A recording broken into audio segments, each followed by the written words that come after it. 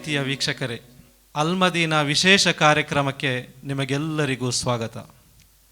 ಈ ಕಾರ್ಯಕ್ರಮದಲ್ಲಿ ಇವತ್ತು ನಮ್ಮೊಂದಿಗೆ ಮಾತಾಡಲು ಬಂದಿದ್ದಾರೆ ಖ್ಯಾತ ಯುವ ಕಥೆಗಾರ, ಇತ್ತೀಚಿನ ಪ್ರಜಾವಾಣಿ ದೀಪಾವಳಿ ವಿಶೇಷಾಂಕದ ಕಥಾ ಸ್ಪರ್ಧೆಯಲ್ಲಿ ಪ್ರಥಮ ಸ್ಥಾನಿಯಾದ ಮುನವ್ವರ್ ಜೋಗಿಬೆಟ್ಟು. ಇವರು ತಮ್ಮ ಅನುಭವಗಳನ್ನು ನಮ್ಮೊಂದಿಗೆ ಹಂಚಿಕೊಳ್ಳಲಿಕ್ಕಿದ್ದಾರೆ. ಮುನವ್ವರ್ ಅವರೇ, ತಮಗೆ ಆದರದ ಸ್ವಾಗತ. ಮೊದಲಾಗಿ ಈ ಒಂದು ಕಥಾ ಸ್ಪರ್ಧೆಯಲ್ಲಿ ಪ್ರಥಮ ಸ್ಥಾನಿ ಆಗಿ ನಮಗೆಲ್ಲರಿಗೂ ಅಭಿಮಾನದ ವಿಷಯವಾಗಿದ್ದೀರಿ ತಾವು. ಇದಕ್ಕಾಗಿ ನಾವು ಮೊದಲು ನಿಮ್ಮನ್ನು ಅಭಿನಂದಿಸ್ತಾ ಇದ್ದೇವೆ. ಹಾಗೆ ನಮ್ಮೊಂದಿಗಿದ್ದಾರೆ ಅಲ್ಮದೀನಾದ ದಾವಾ ಕಾಲೇಜಿನ ಪ್ರಾಧ್ಯಾಪಕರು ಹಾಗೂ ಮುನವ್ವರ್ ಜೋಗಿಬೆಟ್ರವರ ಆಪ್ತ ಸ್ನೇಹಿತರು, ಬರಹಗಾರರು ಆಗಿರುವಂತಹ ನಜೀರ್ ಅಬ್ಬಾಸ್ ಉಸ್ತಾದ್ರವರು. ಅವರಿಗೂ ಕೂಡ ಈ ಕಾರ್ಯಕ್ರಮಕ್ಕೆ ಸ್ವಾಗತಿಸ್ತಾ ಇದ್ದೇನೆ. ಮುನವ್ವರ್, ಈ ಒಂದು ಕಥಾ ಸ್ಪರ್ಧೆಯಲ್ಲಿ ಪ್ರಥಮ ಸ್ಥಾನಿಯಾಗುವುದನ್ನು ನೀವು ನಿರೀಕ್ಷಿಸಿದ್ದೀರಾ? ಹೇಗೆ ಅನಿಸಿತು? ಆ ಅನೌನ್ಸ್ಮೆಂಟ್ ಆದಾಗ, ಪ್ರಥಮ ಸ್ಥಾನಿ ಎಂಬ ಅನೌನ್ಸ್ಮೆಂಟ್ ಆದಾಗ ತಾವು ಎಲ್ಲಿದ್ದೀರಿ? ಆ ಕ್ಷಣದ ತಮ್ಮ ಭಾವನೆ ಹೇಗಿತ್ತು? ಮೊದಲನೇದಾಗಿ ಕಾರ್ಯಕ್ರಮಕ್ಕೆ ನೀವು ಅತ್ಯಂತ ಪ್ರೀತಿಯಿಂದ ಸ್ವಾಗತಿಸಿದ್ದೀರಿ ಹಾಗೂ ಕರೆದಿದ್ದೀರಿ. ನಾನು ಅದಕ್ಕೆ ಆಭಾರಿ ಆಗ್ತಾ ಇದ್ದೇನೆ. ಈಗ ನೀವು ಹಾಗೆ ಕೇಳಿದರೆ ಕಥಾ ಸ್ಪರ್ಧೆಯಲ್ಲಿ ಹೇಗೆ ಪ್ರಥಮ ಸ್ಥಾನ ಪಡೆದಾಗ ಯಾವ ರೀತಿ ಫೀಲಿಂಗ್ಸ್ ಇತ್ತು ಅಂತ ಹೇಳಿ, ಬಹುಶಃ ನಾನಿದನ್ನು ಈ ಕತೆ ಬರೆಯುವಾಗ ನನಗೆ ಅಂಥದ್ದೊಂದು ಪ್ರಥಮ ಬಹುಮಾನ ಬರಬಹುದು ಅಥವಾ ಬರಲಿಕ್ಕೆ ಸಾಧ್ಯ ಇಲ್ಲ ಆ ಥರ ಏನೂ ಇದಿರಲಿಲ್ಲ, ಎಕ್ಸ್ಪೆಕ್ಟೇಷನ್ ಇರಲಿಲ್ಲ. ಸೊ ಒಂದು ಕತೆ ಬರೆದಿದ್ದೆ, ಕತೆ ಬರೆದು ಕಲಿಸ್ಕೊಟ್ಟಾಗ ನನಗೆ ನನ್ನ ಮನಸ್ಸಿನಲ್ಲಿ ಇದ್ದಿದ್ದೇನೆಂದರೆ, ಹೆಚ್ಚಿನದಾಗಿ ಕಥಾ ಸ್ಪರ್ಧೆಯಲ್ಲಿ ಬರೆಯುವಾಗ ಫಸ್ಟಿಗೆ ನಮ್ಮದು ಡೀಟೇಲ್ಸ್ ಬರಿಬೇಕಾಗ್ತದೆ, ಹೆಸರು ಮತ್ತು ನಮ್ಮದು ಊರು ಮತ್ತು ನಾವು ಏನಾದರೂ ಸಾಧನೆ ಮಾಡಿದ್ದೇವಾ ಇಲ್ವಾ ಅಂತೇಳಿ ಅದನ್ನು ಬರಿಬೇಕಾಗ್ತದೆ. ಅದನ್ನು ಬರಿಬೇಕಾಗುವ ಸಂದರ್ಭದಲ್ಲಿ ನಾನೇನು ಮಾಡಿದ್ದೆ ಅಂದರೆ ಸ್ವಲ್ಪ ಬರೆದಿದ್ದೆ. ಅಂದರೆ ನಾನು ನನ್ನ ಸ್ವಲ್ಪ ಇಲ್ಲಿ ಊರಲ್ಲಿ ಇಷ್ಟು ಕಥಾ ಸ್ಪರ್ಧೆಯಲ್ಲಿ ಇದಾಗಿದ್ದು ಬಂದಿಲ್ಲ, ಇಷ್ಟವರೆಗೆ ಪ್ರಥಮ ಸ್ಥಾನ ಯಾವ ಕಥಾ ಸ್ಪರ್ಧೆಯಲ್ಲಿ ಬಂದಿಲ್ಲ. ನಾನು ಜಸ್ಟ್ ಹೀಗೆ ಬರೆದು ಇಂಥ ಪತ್ರಿಕೆಯಲ್ಲಿ ಸ್ವಲ್ಪ ನನಗೆ ಕಥೆಗಳು ಪ್ರಕಟ ಆಗಿದೆ ಅಂತೆಲ್ಲ ಅಷ್ಟೇ ಬರೆದಿದ್ದೆ. ಆದರೆ ಏನಾಯಿತು ಅಂತ ಹೇಳಿದರೆ, ಈ ಕಥಾ ಸ್ಪರ್ಧೆಯಲ್ಲಿ ರಿಸಲ್ಟ್ ಬರುವ ಒಂದು 2-3 ದಿನ ಮುಂಚೆ ನನಗೆ ಅಲ್ಲಿಂದ ಪತ್ರಿಕಾ ಬಳಗದಿಂದ ಕಾಲ್ ಬರ್ತದೆ. ಕಾಲ್ ಬಂದು ಕೇಳ್ತಾರೆ ನನ್ನ ಜೊತೆ. ಅವರು ಹೀಗೆ ಕೇಳ್ತಾರೆ, ನಿಮ್ಮದು ಒಂದು ಫೋಟೋ ಇದ್ದರೆ ಬೇಕಾಗಿತ್ತು ಮತ್ತು ನಿಮ್ಮ ಕತೆ ಒಂದು ಅಗ್ರ 30 ಕಥೆಗಳಲ್ಲಿ ಆಯ್ಕೆಯಾಗಿದೆ. ಇನ್ನು ನಿಮ್ಮ ಕಥೆಯನ್ನು ಏನು ಮಾಡ್ತಾರೆ ಅಂದರೆ ಹೆಚ್ಚಿನ ಇದಕ್ಕಾಗಿ ತೀರ್ಪುಗಾರ ನಮ್ಮ ಕೈಗೆ ಕೊಡಬೇಕಾಗಿದೆ. ಅದಕ್ಕಾಗಿ ನಿಮ್ಮದು ಏನು ಬೇಕಾಗಿದೆ ಅಂದರೆ ಕಥೆಯದ್ದು ಯಾವುದು ಪ್ರಿಂಟೆಡ್ ಫಾರ್ಮ್ ಇರ್ತದಲ್ಲ, ಈಗ ನಾವು PDF ಕಳಿಸ್ಕೊಟ್ಟಿದ್ದು ಅದರದ್ದು ವರ್ಡ್ ಫಾರ್ಮಲ್ಲಿ ಒಂದು ಕಳಿಸ್ಕೊಡಿ. ಮತ್ತೇನು ಮಾಡಬೇಕಂದ್ರೆ ಅದರ ವಿಷಯದಲ್ಲಿ ಸ್ವಲ್ಪ ನಿಮ್ಮ ವಿಷಯ ಪರಿಚಯ ಸ್ವಲ್ಪ ಜಾಸ್ತಿ ಕೊಡಿ ಅಂತ ಹೇಳಿ. ಆಗ ನನಗೇನು ಸಂಶಯ ಬಂದಿದೆ, ಯಾಕೆ ಸರ್ ಅಂತ ನಾನು ಕೇಳಿಬಿಟ್ಟೆ. ಅದಕ್ಕೆ ಅವರು ಉತ್ತರ ಹೇಳಿದರು, ಅದು ನಮಗೆ ಬೇಕಾಗ್ತದೆ, ಅಲ್ಲಂದರೆ ನಮಗೆ ಇಲ್ಲಿ 30 ಜನ ಸೆಲೆಕ್ಟ್ ಆದದ್ರಿಂದ ಅದು ನಮಗೆ ಡೀಟೇಲ್ ಬೇಕಾಗ್ತದಂತೆ.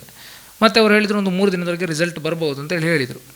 ಆದರೆ 3 ದಿನದಲ್ಲಿ ಈ ಯಾವ ಇದು ಓದ್ಬೋದು, ಯಾವ ರೀತಿ ಅವರು ಓದ್ಬೋದು ಅಂತೇಳಿ ನನಗೆ ಇದು ಗೊತ್ತಾಗಿಲ್ಲ. ಹೇಗೆ ಇದನ್ನು ಸೆಲೆಕ್ಟ್ ಮಾಡ್ಬೋದು ಅಂತೇಳಿ ನಾನು ಇದು ಮಾಡಲಿಲ್ಲ. ಆದರೂ ಕೂಡ ಅನಿಸ್ಕೊಂಡಿದ್ದೆ, ಆದರೂ ಫಸ್ಟ್ ಏನು ಬರಲಿಕ್ಕಿಲ್ಲ ಆ ಥರ ಒಂದು ಇದಿತ್ತು. ಅಂದರೆ ನಮಗೆ ಹಾಗಲ್ಲ, ಹೆಚ್ಚಿನದಾಗಿ ಕಥಾ ಸ್ಪರ್ಧೆಯಲ್ಲಿ ದೊಡ್ಡ ಬರಹಗಾರರೇ ಬರ್ತಾರೆ ನಾರ್ಮಲಾಗಿ. ಹಾಗಾದರೆ ನನಗೆ ಇನ್ನೊಂದು ಏನಂದರೆ, ನಾನು ಬರೆದ ಯಾವುದು ಸ್ಪರ್ಧೆಯಲ್ಲಿ ಭಾಗವಹಿಸೋ ಸ್ಪರ್ಧೆಯಲ್ಲಾಗಲಿ ಯಾವುದೇ ಕಾರ್ಯಕ್ರಮದಲ್ಲಾಗಲಿ ನನಗೆ ಹೆಚ್ಚಿನ ಸಮಯದಲ್ಲಿ ನಾನು ಎಕ್ಸ್ಪೆಕ್ಟ್ ಮಾಡಿದ್ದು ಯಾವುದು ನಮಗೆ ಸಿಕ್ಕಲಿಲ್ಲ ಇಷ್ಟರವರೆಗೆ. ನಾನು ಅದರ ನಂತರ ಒಂದು ಪಾಠ ಕಲಿತಿದ್ದೇನೆಂದರೆ, ನಾನು ಎಕ್ಸ್ಪೆಕ್ಟ್ ಜಾಸ್ತಿ ಮಾಡೋದಿಲ್ಲ ಅಂತೇಳಿ. ಅಂದರೆ ನನಗೆ ಯಾವುದು ಬರ್ತದೆ ಅಂತೇಳಿ ಅದರಲ್ಲಿ ಪಾಲಿಗೆ ಬಂದಂಥ ಪಂಚಾಮೃತ ಅಂತೇಳಿ ಅಷ್ಟೇ ನಾನು ಖುಷಿ ಪಡ್ತಿದ್ದೆ. ಸೊ ನಾನು ಈ ಬಾರಿ ಕೂಡ ಅದೇ ರೀತಿ ಅನಿಸ್ಕೊಂಡೆ. ಹಾಗೆ ಅನಿಸ್ಕೊಂಡು ಏನಾಯ್ತು ಅಂದರೆ, ರಿಸಲ್ಟ್ ಬಂದನೆನ್ನುವಾಗ ನನಗೆ ಇದಾಯಿತು, ಒಂದ್ಸಲ ಥ್ರಿಲ್ ಆಯಿತು. ಆ ಫೀಲಿಂಗ್ ಅಂದರೆ ಹೇಳಲಿಕ್ಕಾಗಲ್ಲ. ಬಹುಶಃ ನಾನು ಮನೆಯಿಂದ ಬರುವ ದಿನ ಅದು, ಅಂದರೆ ನಾನು ಯಾವಾಗಲೂ ಶನಿವಾರ ಹೋದರೆ ಸೋಮವಾರ ಮನೆಯಿಂದ ಮತ್ತೆ ರಿಟರ್ನ್ ಬರ್ತೇನೆ ನಾರ್ಮಲಿ. ಈಗ ಬರುವ ಸಂದರ್ಭದಲ್ಲಿ ಮನೇಲಿ ನನಗೆ ಯಾವತ್ತು ಟ್ರಾವೆಲಿಂಗ್ ಅಂದರೆ ಸ್ವಲ್ಪ ನನಗೆ ತಲೆನೋವು ಜಾಸ್ತಿ. ಅದಕ್ಕೆ ನಾನೇನು ಮಾಡ್ತೇನೆ ಅಂದರೆ, ಸ್ವಲ್ಪ ಪೂರ್ವ ಸಿದ್ಧತೆ ಅಂತ ಹೇಳ್ಕೊಳ್ಬೋದು, ಒಂದು 7:30 ಗಂಟೆ ಒಂದು ಸೂರ್ಯ ಉದಯ ಆದ ನಂತರ ಸ್ವಲ್ಪ ಮಲಗ್ತೀನಿ ನಾನು. ಯಾಕಂದರೆ ಅದು ನಿದ್ದೆ ನನ್ನನ್ನು ಒಂಥರ ಫೀಲಿಂಗ್ಸ್ ಇದು ಮಾಡ್ತದೆ ನನ್ನನ್ನು. ಸೊ ನಾನೇನು ಮಾಡಿದೆ ಅಂದರೆ, ಸ್ವಲ್ಪ ನಿದ್ದೆ ಮಾಡಿ ತಾಯಿ ಇದು ಮಾಡ್ತಾಯಿದ್ರು, ಊಟ ಮಾಡ್ತಾಯಿದ್ರು, ಇದು ನಾಷ್ಟ ರೆಡಿ ಮಾಡ್ತಾಯಿದ್ರು. ಹೋಗಿ ನಾನು ಕೂತ್ಕೊಂಡು ನಾಷ್ಟ ಇದು ಮಾಡಬೇಕಾದ್ರೆ ಒಂದು ಕಾಲ್ ಬಂದಿತ್ತು. ಆಲ್ರೆಡಿ ಕಾಲ್ ಬಂದಾಗ ಅದು ನಂದು ಒಬ್ಬರು ಫ್ರೆಂಡವರು, ಆತ್ಮೀಯರು, ಬರೆಯೋರು, ಕಥೆಗಾರರೊಬ್ಬರು. ಅವರು ಅದು ನಾನು ದೊಡ್ಡ ಗಣನೆ ತಗೊಂಡಿದ್ದಿಲ್ಲ. ಮತ್ತು ನಾನು ಫೇಸ್ಬುಕ್ಕಲ್ಲಿ ನೋಟಿಫಿಕೇಷನ್ ನೋಡಬೇಕಾದ್ರೆ ಫುಲ್ಲು ನೋಟಿಫಿಕೇಷನ್ ಬಂದಿದೆ, ಕಂಗ್ರ್ಯಾಚುಲೇಷನ್ ಅಂತೇಳಿ. ನನಗೆ ಆ ಸಮಯದಲ್ಲಿ ನೋಡಬೇಕಾದ್ರೆ ನನಗೆ ಏನು ಮಾಡಬೇಕಂತ ಗೊತ್ತಾಗಲಿಲ್ಲ. ತಂದೆ ಇದ್ದರು, ತಂದೆ ಜೊತೆ ಹೇಳಿದೆ ಹೀಗೆ ಇದು ಬಂದಿದೆ ಅಂತ. ಮತ್ತು ಮನೆಯಲ್ಲೆಲ್ಲ ತುಂಬ ಖುಷಿ. ಆದರೂ ನನ್ನ ಆ ನಿಮಿಷವನ್ನು ನನಗೆ ಹೆಚ್ಚಿನ ಸಮಯದಲ್ಲಿ ನನಗೆ ಮನೆಯವರೊಂದಿಗೆ ಕಳೀಲಿಕ್ಕೆ ಆಗಿಲ್ಲ. ಅಂದರೆ ನನಗೆ ಡ್ಯೂಟಿಗೆ ಬರಬೇಕಾಗಿತ್ತು. ಸ್ವಲ್ಪ ಹೊತ್ತಲ್ಲಿ ಒಂದು ಅರ್ಧ ಗಂಟೆಯೊಳಗೆ ನಾನು ರೆಡಿಯಾಗಿ ಉಪ್ಪಿನಂಗಡಿಗೆ ಬಂದು ಮತ್ತೆ ಮಂಗಳೂರಿಗೆ ಬಂದೆ. ಅದರ ನಂತರ ಎಲ್ಲ ಕಾಲ್ ಮತ್ತು ಮೆಸೇಜಸ್ಸು ಎಲ್ಲ ಬರಲಿಕ್ಕೆ ಸ್ಟಾರ್ಟ್ ಆಯಿತು. ಇದು ನನ್ನ ಕಥಾ ಇದು ಬಂದಾಗ ಅಂಥ ಅನುಭವ ಆಯಿತಲ್ಲ. ಅಂದರೆ ನಿಮ್ಮ ಒಂದು ಸುಮಾರು 50ರಷ್ಟು ಕಥೆಗಳನ್ನು ಈ ಹಿಂದೆ ಬರೆದಿದ್ದೀರಿ. ನಾನು ಕೂಡ ಕೆಲವು ನಿಮ್ಮ ಕಥೆಗಳನ್ನೆಲ್ಲ ಓದಿದ್ದೇನೆ. ತುಂಬ ಚೆನ್ನಾಗಿ ಬರೀತಾರೆ, ತುಂಬ ಕುತೂಹಲ ಹುಟ್ಟಿಸ್ತದೆ. ಒಂದೊಂದು ಸೆಂಟೆನ್ಸ್ ಓದುವಾಗ, ಒಂದೊಂದು ಪ್ಯಾರ ಓದುವಾಗ ಒಂದೊಂದು ನಾವು ಊಹಿಸದ ರೀತಿಯಲ್ಲಿ ಅದು ತಿರುವು ಪಡೆದುಕೊಳ್ತಾ, ನಾವು ಊಹಿಸದ ರೀತಿಯಲ್ಲಿ ಒಂದು ಫಲಿತಾಂಶಕ್ಕೆ ಮುಟ್ತದೆ. ಅದು ನಾವೊಂದು ಹೀಗೆ ಆಗ್ಬೋದು ಅಂತ ಗೆಸ್ ಮಾಡಿದರೆ ಅಂಥ ಒಂದು ನಿರೀಕ್ಷೆ ಇರುವುದಿಲ್ಲ. ಅದು ಒಂದು ಡಿಫ್ರೆಂಟಾಗಿ ಒಂದು ವಿಭಿನ್ನ ಶೈಲಿಯಲ್ಲಿ ಅದು ಕೊನೆಗೊಳ್ಳುವಂಥ ಒಂದು ಅಂಶ ನಿಮ್ಮ ಕಥೆಯಲ್ಲಿ ನಮಗೆ ಕಾಣ್ತದೆ. ಅದರಲ್ಲಿ ನಿಮಗೆ ನಿಮ್ಮ ಅನೇಕ ಕಥೆಗಳಿಗೆ ಬೇರೆ ಬೇರೆ ಸ್ಪರ್ಧೆಯಲ್ಲಿ ಅನೇಕ ಕಥೆಗಳು ನಿಮ್ಮದು ಆಯ್ಕೆಯಾಗಿದೆ, ಅವರ ತೀರ್ಪುಗಾರರ ಮೆಚ್ಚುಗೆಯನ್ನು ಪಡೆದುಕೊಂಡಿದ್ದೆ ಅಂತ ಹೇಳಿ ನಾನು ಭಾವಿಸ್ತಾ ಇದ್ದೇನೆ. ಉದಾಹರಣೆಗೆ ಚಿತ್ರಕಾರ ಅಂತ ಹೇಳುವಂಥ ಒಂದು ಕತೆ ಮಹಿಳಾ ಕಥಾ ಸ್ಪರ್ಧೆಯಲ್ಲಿ ತೀರ್ಪುಗಾರರ ಮೆಚ್ಚುಗೆ ಪಡೆದದ್ದು. ಅದೇ ರೀತಿ ರಹಸ್ಯ ಅಬಚೂರಿನ ಮಿತ್ರವೊಂದ ತೇಜಸ್ವಿ ನೆನಪಿನ ಕಥಾ ಸ್ಪರ್ಧೆಯಲ್ಲಿ ಅಗ್ರ 10ರೊಳಗೆ ಆಯ್ಕೆಯಾಗಿದೆ. ಅದೇ ರೀತಿ ಮದಿಮಾಲ್ ಎಂಬ ಒಂದು ಕತೆ ವಿಜಯ ಕರ್ನಾಟಕ ಕಥಾ ಸ್ಪರ್ಧೆಯಲ್ಲಿ ತೀರ್ಪುಗಾರರ ಮೆಚ್ಚುಗೆ ಪಡೆದಿದೆ. ಅದೇ ರೀತಿ ಬಾವಲಿ ಮಂಗರ ಎಂಬ ಕಥೆಗೂ ಕೂಡ ಈ ಸಾಲು ಅಂದರೆ 2021ರಲ್ಲಿ ಅಬಚೂರಿನ ಮಿತ್ರವೊಂದ ತೇಜಸ್ವಿ ನೆನಪಿನ ಕಥಾ ಸ್ಪರ್ಧೆಯಲ್ಲಿ ಅಗ್ರಸ್ಥಾನವನ್ನು ಪಡೆದಿದೆ ಅಂತ ಹೇಳಿ ನಾನು ಕೇಳಿದ್ದೇನೆ. ಅದೇ ರೀತಿ ಕೆಂಡ ಸಂಪಿಗೆಯಲ್ಲಿಯೂ ತುಂಬ ಕಥೆಗಳು ನಿಮ್ಮದು ಬರ್ತಾ ಇದೆ. ಕೆಲವೆಲ್ಲ ನಾನು ಓದಿದ್ದೇನೆ. ಅದೊಂದು ಕತೆ ಬರೆಯುವಾಗ ಒಂದು ಪ್ರಬುದ್ಧ ಯುವ ಬರಹಗಾರರು ಬರೆದದ್ದು ಅಂತ ಗೊತ್ತಾಗದೆ ಒಬ್ಬ ಪ್ರಬುದ್ಧ ಕಥೆಗಾರರು ಬರೆದ ಹಾಗೆ ನಮಗೆ ಅನಿಸ್ತಾ ಇದೆ. ಇದು ನನ್ನ ಮುಂದಿನ ಪ್ರಶ್ನೆ ಏನು ಅಂತ ಹೇಳಿದರೆ, ನಿಮ್ಮಲ್ಲಿ ಈ ಒಂದು ಕಥೆಗಾರ ಅದು ಹೇಗೆ ಹುಟ್ಟಿಕೊಂಡ, ಯಾವ ವಯಸ್ಸಿನಲ್ಲಿ ನಿಮಗೆ ಈ ಒಂದು ಹವ್ಯಾಸ ನಿಮ್ಮಲ್ಲಿ ಪ್ರಾರಂಭ ಆಯಿತು, ನಿಮ್ಮ ಮೊದಲ ಕತೆ ಯಾವುದು, ಅದು ಯಾವುದರಲ್ಲಿ ಪ್ರಕಟಗೊಂಡಿದ್ದು, ಇದರ ಒಂದು ಮಾಹಿತಿಯನ್ನು ಹೇಳ್ಬೋದಾ? ಖಂಡಿತವಾಗಿಯೂ. ಹೇಗೆಂದರೆ ಈ ಕತೆ ವಿಷಯ ನೀವು ಕೇಳಿದರೆ ಬಹುಶಃ ನನಗೆ ಆ ಪ್ರಶ್ನೆಯನ್ನು ಡಿಗ್ ಮಾಡ್ಕೊಂಡು ಹೋದರೆ ಎಲ್ಲಿ ಹೋಗಿ ತಲುಪ್ತೀನಿ ಅಂತೇಳಿ ನನಗೆ ಗೊತ್ತಿಲ್ಲ. ಅದರ ಎಷ್ಟು ಆಳ ಇದೆ ಅಂತೇಳಿ ಹೇಳಿಕ್ಕಾಗಲ್ಲ. ಆದರೂ ಕೂಡ ಕೆಲವೊಂದು ಅಂಶಗಳನ್ನು ನಾನು ಸ್ವಲ್ಪ ಏನಾಗ್ತಾರೆ ಅಂದರೆ ಸ್ವಲ್ಪ ಏನು ಹೇಳ್ತಾರಲ್ಲ ಒಬ್ಸರ್ವೇಷನ್ ಮಾಡಿ ಹೇಳಬೇಕಾದ್ರೆ ಕೆಲವೊಂದು ವಿಚಾರ ನನಗೆ ಹೇಳಲಿಕ್ಕೆ ಇದಿದೆ. ಒಂದು ನನಗೆ ಮೊದಲನೇದು ನನಗೆ ಕತೆಗೆ ಹೆಚ್ಚು ನನಗೆ ಪ್ರೇರಣೆ ಆಗಿದ್ದಂದರೆ ನನ್ನ ತಾಯಿ, ನನ್ನ ಅಮ್ಮ. ಯಾಕೆಂದರೆ ಅವರು ಸಣ್ಣದರಲ್ಲೇ ನಮ್ಮ ಫ್ಯಾಮಿಲಿಯಲ್ಲೇ ಎಲ್ಲ ಮಕ್ಕಳು ಕೂಡ ಹಾಗೆ ಕತೆ ಅಂದರೆ ತುಂಬ ಕತೆ ಅಂದರೆ ನಮ್ಮ ಕಿವಿ ಏನಾಗಿರ್ತದೆ ಅಂದರೆ ಸ್ವಲ್ಪ ಕಿವಿ ಆ ಕಡೆಗೆ ವಾಲಿರ್ತದೆ ಕತೆ ಕೇಳಬೇಕು ಅಂತೇಳಿ. ನನಗೆ ಈಗಲೂ ನೆನಪಿದೆ, ನನ್ನ ತಾಯಿ ನಮ್ಮ ಮನೆಯಲ್ಲಿ ಆ ಸಂದರ್ಭದಲ್ಲಿ ಫಸ್ಟಿಗೆ ನಮ್ಮೂರಿಗೆ ಕರೆಂಟ್ ಬಂದ ಸಂದರ್ಭದಲ್ಲಿ ಕೆಲವೇ ಮನೆಗಳಲ್ಲಿ ಕರೆಂಟ್ ಇದ್ದಿತ್ತು. ಆಗ ನನ್ನ ತಂದೆಗೆ ಸ್ವಲ್ಪ ಬಿಸ್ನೆಸ್ ಆ ಥರ ಸ್ವಲ್ಪ ಇದಿತ್ತು. ಆವಾಗ ಅವರು ಕರೆಂಟ್ ಮಾಡಿಸಿದರು, ಫೋನ್ ಕೂಡ ಅವರೇ ಮಾಡಿಸಿದ್ದರು. ಸೊ ಅಲ್ಲಿ ಟಿ ವಿ ಇರಲಿಲ್ಲ ಮನೆಯಲ್ಲಿ. ಟಿ ವಿ ಇದ್ದಿದ್ದು ನಮ್ಮ ಮನೆಯಲ್ಲಿ ಇದ್ದಿದ್ದು ರೇಡಿಯೋ, ಮತ್ತೆ ಇದ್ದಿದ್ದು ಅಲ್ಲನ್ ಸರ್ ಮತ್ತು ಮೊಯ್ಲಾಂಜಿ ಮತ್ತು ಅಂಥ ಪತ್ರಿಕೆಗಳು ಹೆಚ್ಚು. ಸೊ ಏನಾಗ್ತದೆ ಅಂದರೆ ಪತ್ರಿಕೆಯಲ್ಲಿ ಬರುವಾಗ ಇದು ಅಪೂರ್ವ ಸಹೋದರಿಯರು, ಫಿರ್ದೌಸ್ ಅಂತೇಳಿ ಒಂದು ಇದಿತ್ತು, ಅಲ್ಲಿ ಅಪೂರ್ವ ಸಹೋದರಿಯರು ಮತ್ತು ಧಾರಾವಾಹಿಗಳು. ಅದನ್ನು ಏನು ಮಾಡ್ತಾಯಿದ್ದೆ ಅಂದರೆ ಮನೆಯಲ್ಲಿ ಸ್ವಲ್ಪ ಆ ಸಂದರ್ಭದಲ್ಲಿ ಅಪ್ಪನಿಗೆ ಸ್ವಲ್ಪ ಬಿಸ್ನೆಸ್ ಇದ್ದರೂ ಕೂಡ ಕ್ರಮೇಣ ಅದು ಅಪ್ಪನಿಗೆ ಅದು ಹಿಡಿಸ್ತಾ ಇದು ಬರ್ತಾ ಇರಲಿಲ್ಲ, ಸ್ವಲ್ಪ ಕಷ್ಟ ಇತ್ತು ಮನೆಯಲ್ಲಿ. ಆವಾಗ ಎಲ್ಲರೂ ಕೂತ್ಕೊಂಡು ನನಗೆ 5 ಜನ ಇದು ಸಿಸ್ಟರ್ಸ್ ಮತ್ತು ಒಬ್ಬರು ಅಣ್ಣ ಇರೋದು. ಸೊ ಸಿಸ್ಟರ್ಸ್ ನನಗಿಂತ 3 ಜನ ದೊಡ್ಡವರು, ನನಗಿಂತ ದೊಡ್ಡ ಬ್ರದರ್, ಮತ್ತು ನನಗೆ ಇಂಥ ಸಣ್ಣ 2 ಜನ ತಂಗಿಯಂದಿರು.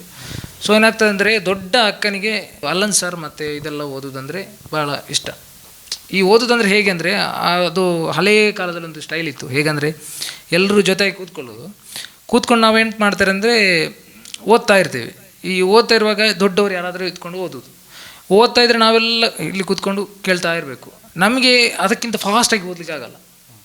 ಕೆಲವೊಮ್ಮೆ ಏನಾಗ್ತದೆ ಅಂದರೆ ಪೇಪರ್ ಬಂತು, ಅಲ್ಲನ್ ಸರ್ ಬಂತು, ಅಲ್ಲಾದರೆ ಫಿರ್ದೌಸ್ ಬಂತು ಅಂತೇಳಿ ಪತ್ರಿಕೆ ಬಿತ್ತು ಅಂತ ಅಲ್ವಾಗ ಎಲ್ಲರೂ ಓಡ್ಕೊಂಡು ಹೋಗಿ ತಗೊಳ್ಳೋದು.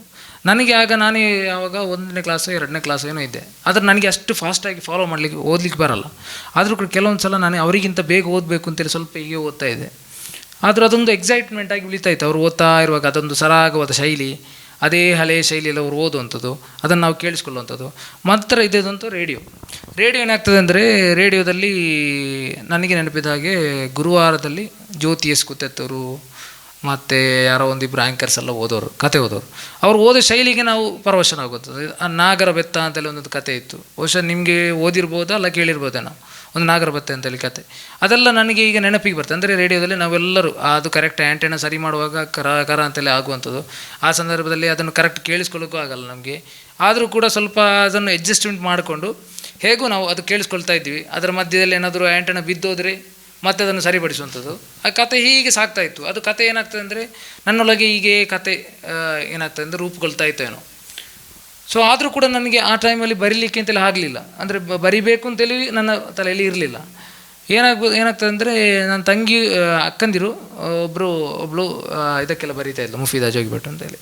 ಅವಳು ಬರೀಲಿಕ್ಕೆ ಸ್ಟಾರ್ಟ್ ಮಾಡಿದಾಗ ಸೊ ಏನಾಗ್ತದೆ ಅಂದರೆ ಅವಳು ಈಗ ಅದು ಬರೀಲಿಕ್ಕೆ ಸ್ಟಾರ್ಟ್ ಮಾಡಿದಾಗ ನನಗೇನೋ ಬಂತು, ನಾನು ಬರಿಬೇಕು ಅಂತೇಳಿ, ನನಗೂ ಕೂಡ ಬರಿಬೇಕು. ಆ ಸಂದರ್ಭದಲ್ಲಿ ಆಟೋಗ್ರಾಫ್ ಮಾಡುವಂಥ ಇದು ಕಾಲೇಜಿನೆಲ್ಲ ಆಟೋಗ್ರಾಫ್ ಮಾಡ್ತಾರಲ್ಲ ಅದೇ, ಅವರೆಲ್ಲ ಅಕ್ಕಂದಿರು ಯಾರೋ ಫ್ರೆಂಡ್ಸ್ ಎಲ್ಲ ಆಟೋಗ್ರಾಫ್ ತರೋರು. ಅದನ್ನು ನೋಡಿಕೊಂಡು ಇವರು ಹೇಗೆ ಬರೀತಾರೆ, ಇಷ್ಟು ಕವಿತೆ ಎಲ್ಲ ಬರೀತಾರಾ, ಅದ್ರ ಕೂಡ ನನಗೆ ಕೂಡ ಹಾಗೆ ಬರಿಬೇಕು ಅಂತೆಲ್ಲ ಒಂದು ಆಸೆ. ಸೊ ಕತೆ ಹೇಗಂತ ಇನ್ನೊಂದು ವಿಷಯ ಏನಂದರೆ, ನಾನು ಸಣ್ಣದರಲ್ಲಿರುವಾಗ ನಮಗೆ ಬಶೀರ್ ಅಂತ ಒಬ್ಬರು ಇದ್ದರು ಊರಲ್ಲಿ. ಅವರು ಮನೆಗೆ ಬರುವಾಗ ಯಾವತ್ತು ನಮ್ಮ ಮನೆ ಸ್ವಲ್ಪ ರೋಡ್ ಬದಿಯಲ್ಲಿ, ಅವರ ಸ್ವಲ್ಪ ಮನೆ ಒಳಗಾಗೋ ನಡ್ಕೊಂಡು ಹೋಗಬೇಕು. ಅವರು ಬಂದರೆ ಯಾವತ್ತೂ ಅವರೊಂದು ಸ್ಟೋರಿ ಹೇಳೋರು, ಒಂದು ಕ್ರ್ಯಾಕ್ ಚಾಕರ್ ಬಿಸ್ಕೆಟ್ ತರೋರು.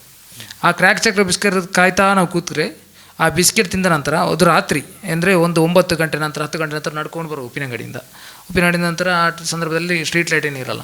ಅವ್ರು ಬರುವಾಗ ತುಂಬ ಕತೆ ಹೇಳೋರು. ಅಂದರೆ ಯಾವುದಾದ್ರೂ ಭೂತ ಪ್ರೇತದ ಕತೆ, ಯಾರೋ ಒಬ್ಬ ರಿಕ್ಷಾದಲ್ಲಿ ಹೋದಂತೆ, ಮತ್ತೊಬ್ಬ ರಿಕ್ಷಾದಲ್ಲಿ ಬಂದಾಗ ಇದಾಯಿತು ಅದಾಯಿತು, ಆ ಥರ ಕತೆ ಹೇಳೋದು. ಅದೆಲ್ಲ ನಮ್ಮಲ್ಲಿ ಏನಾಗ್ತದೆ ಅಂದರೆ ಹೊಸ ಕತೆಗಾರನು ಒಂದು ಸಲ ಒಂದು ಫೀಲ್ ತರ್ತಾಯಿತ್ತು ನಮಗೆ, ಆ ಕತೆ ಹೇಗೆ ಇದು ಮಾಡಬೇಕು ಅಂತೇಳಿ.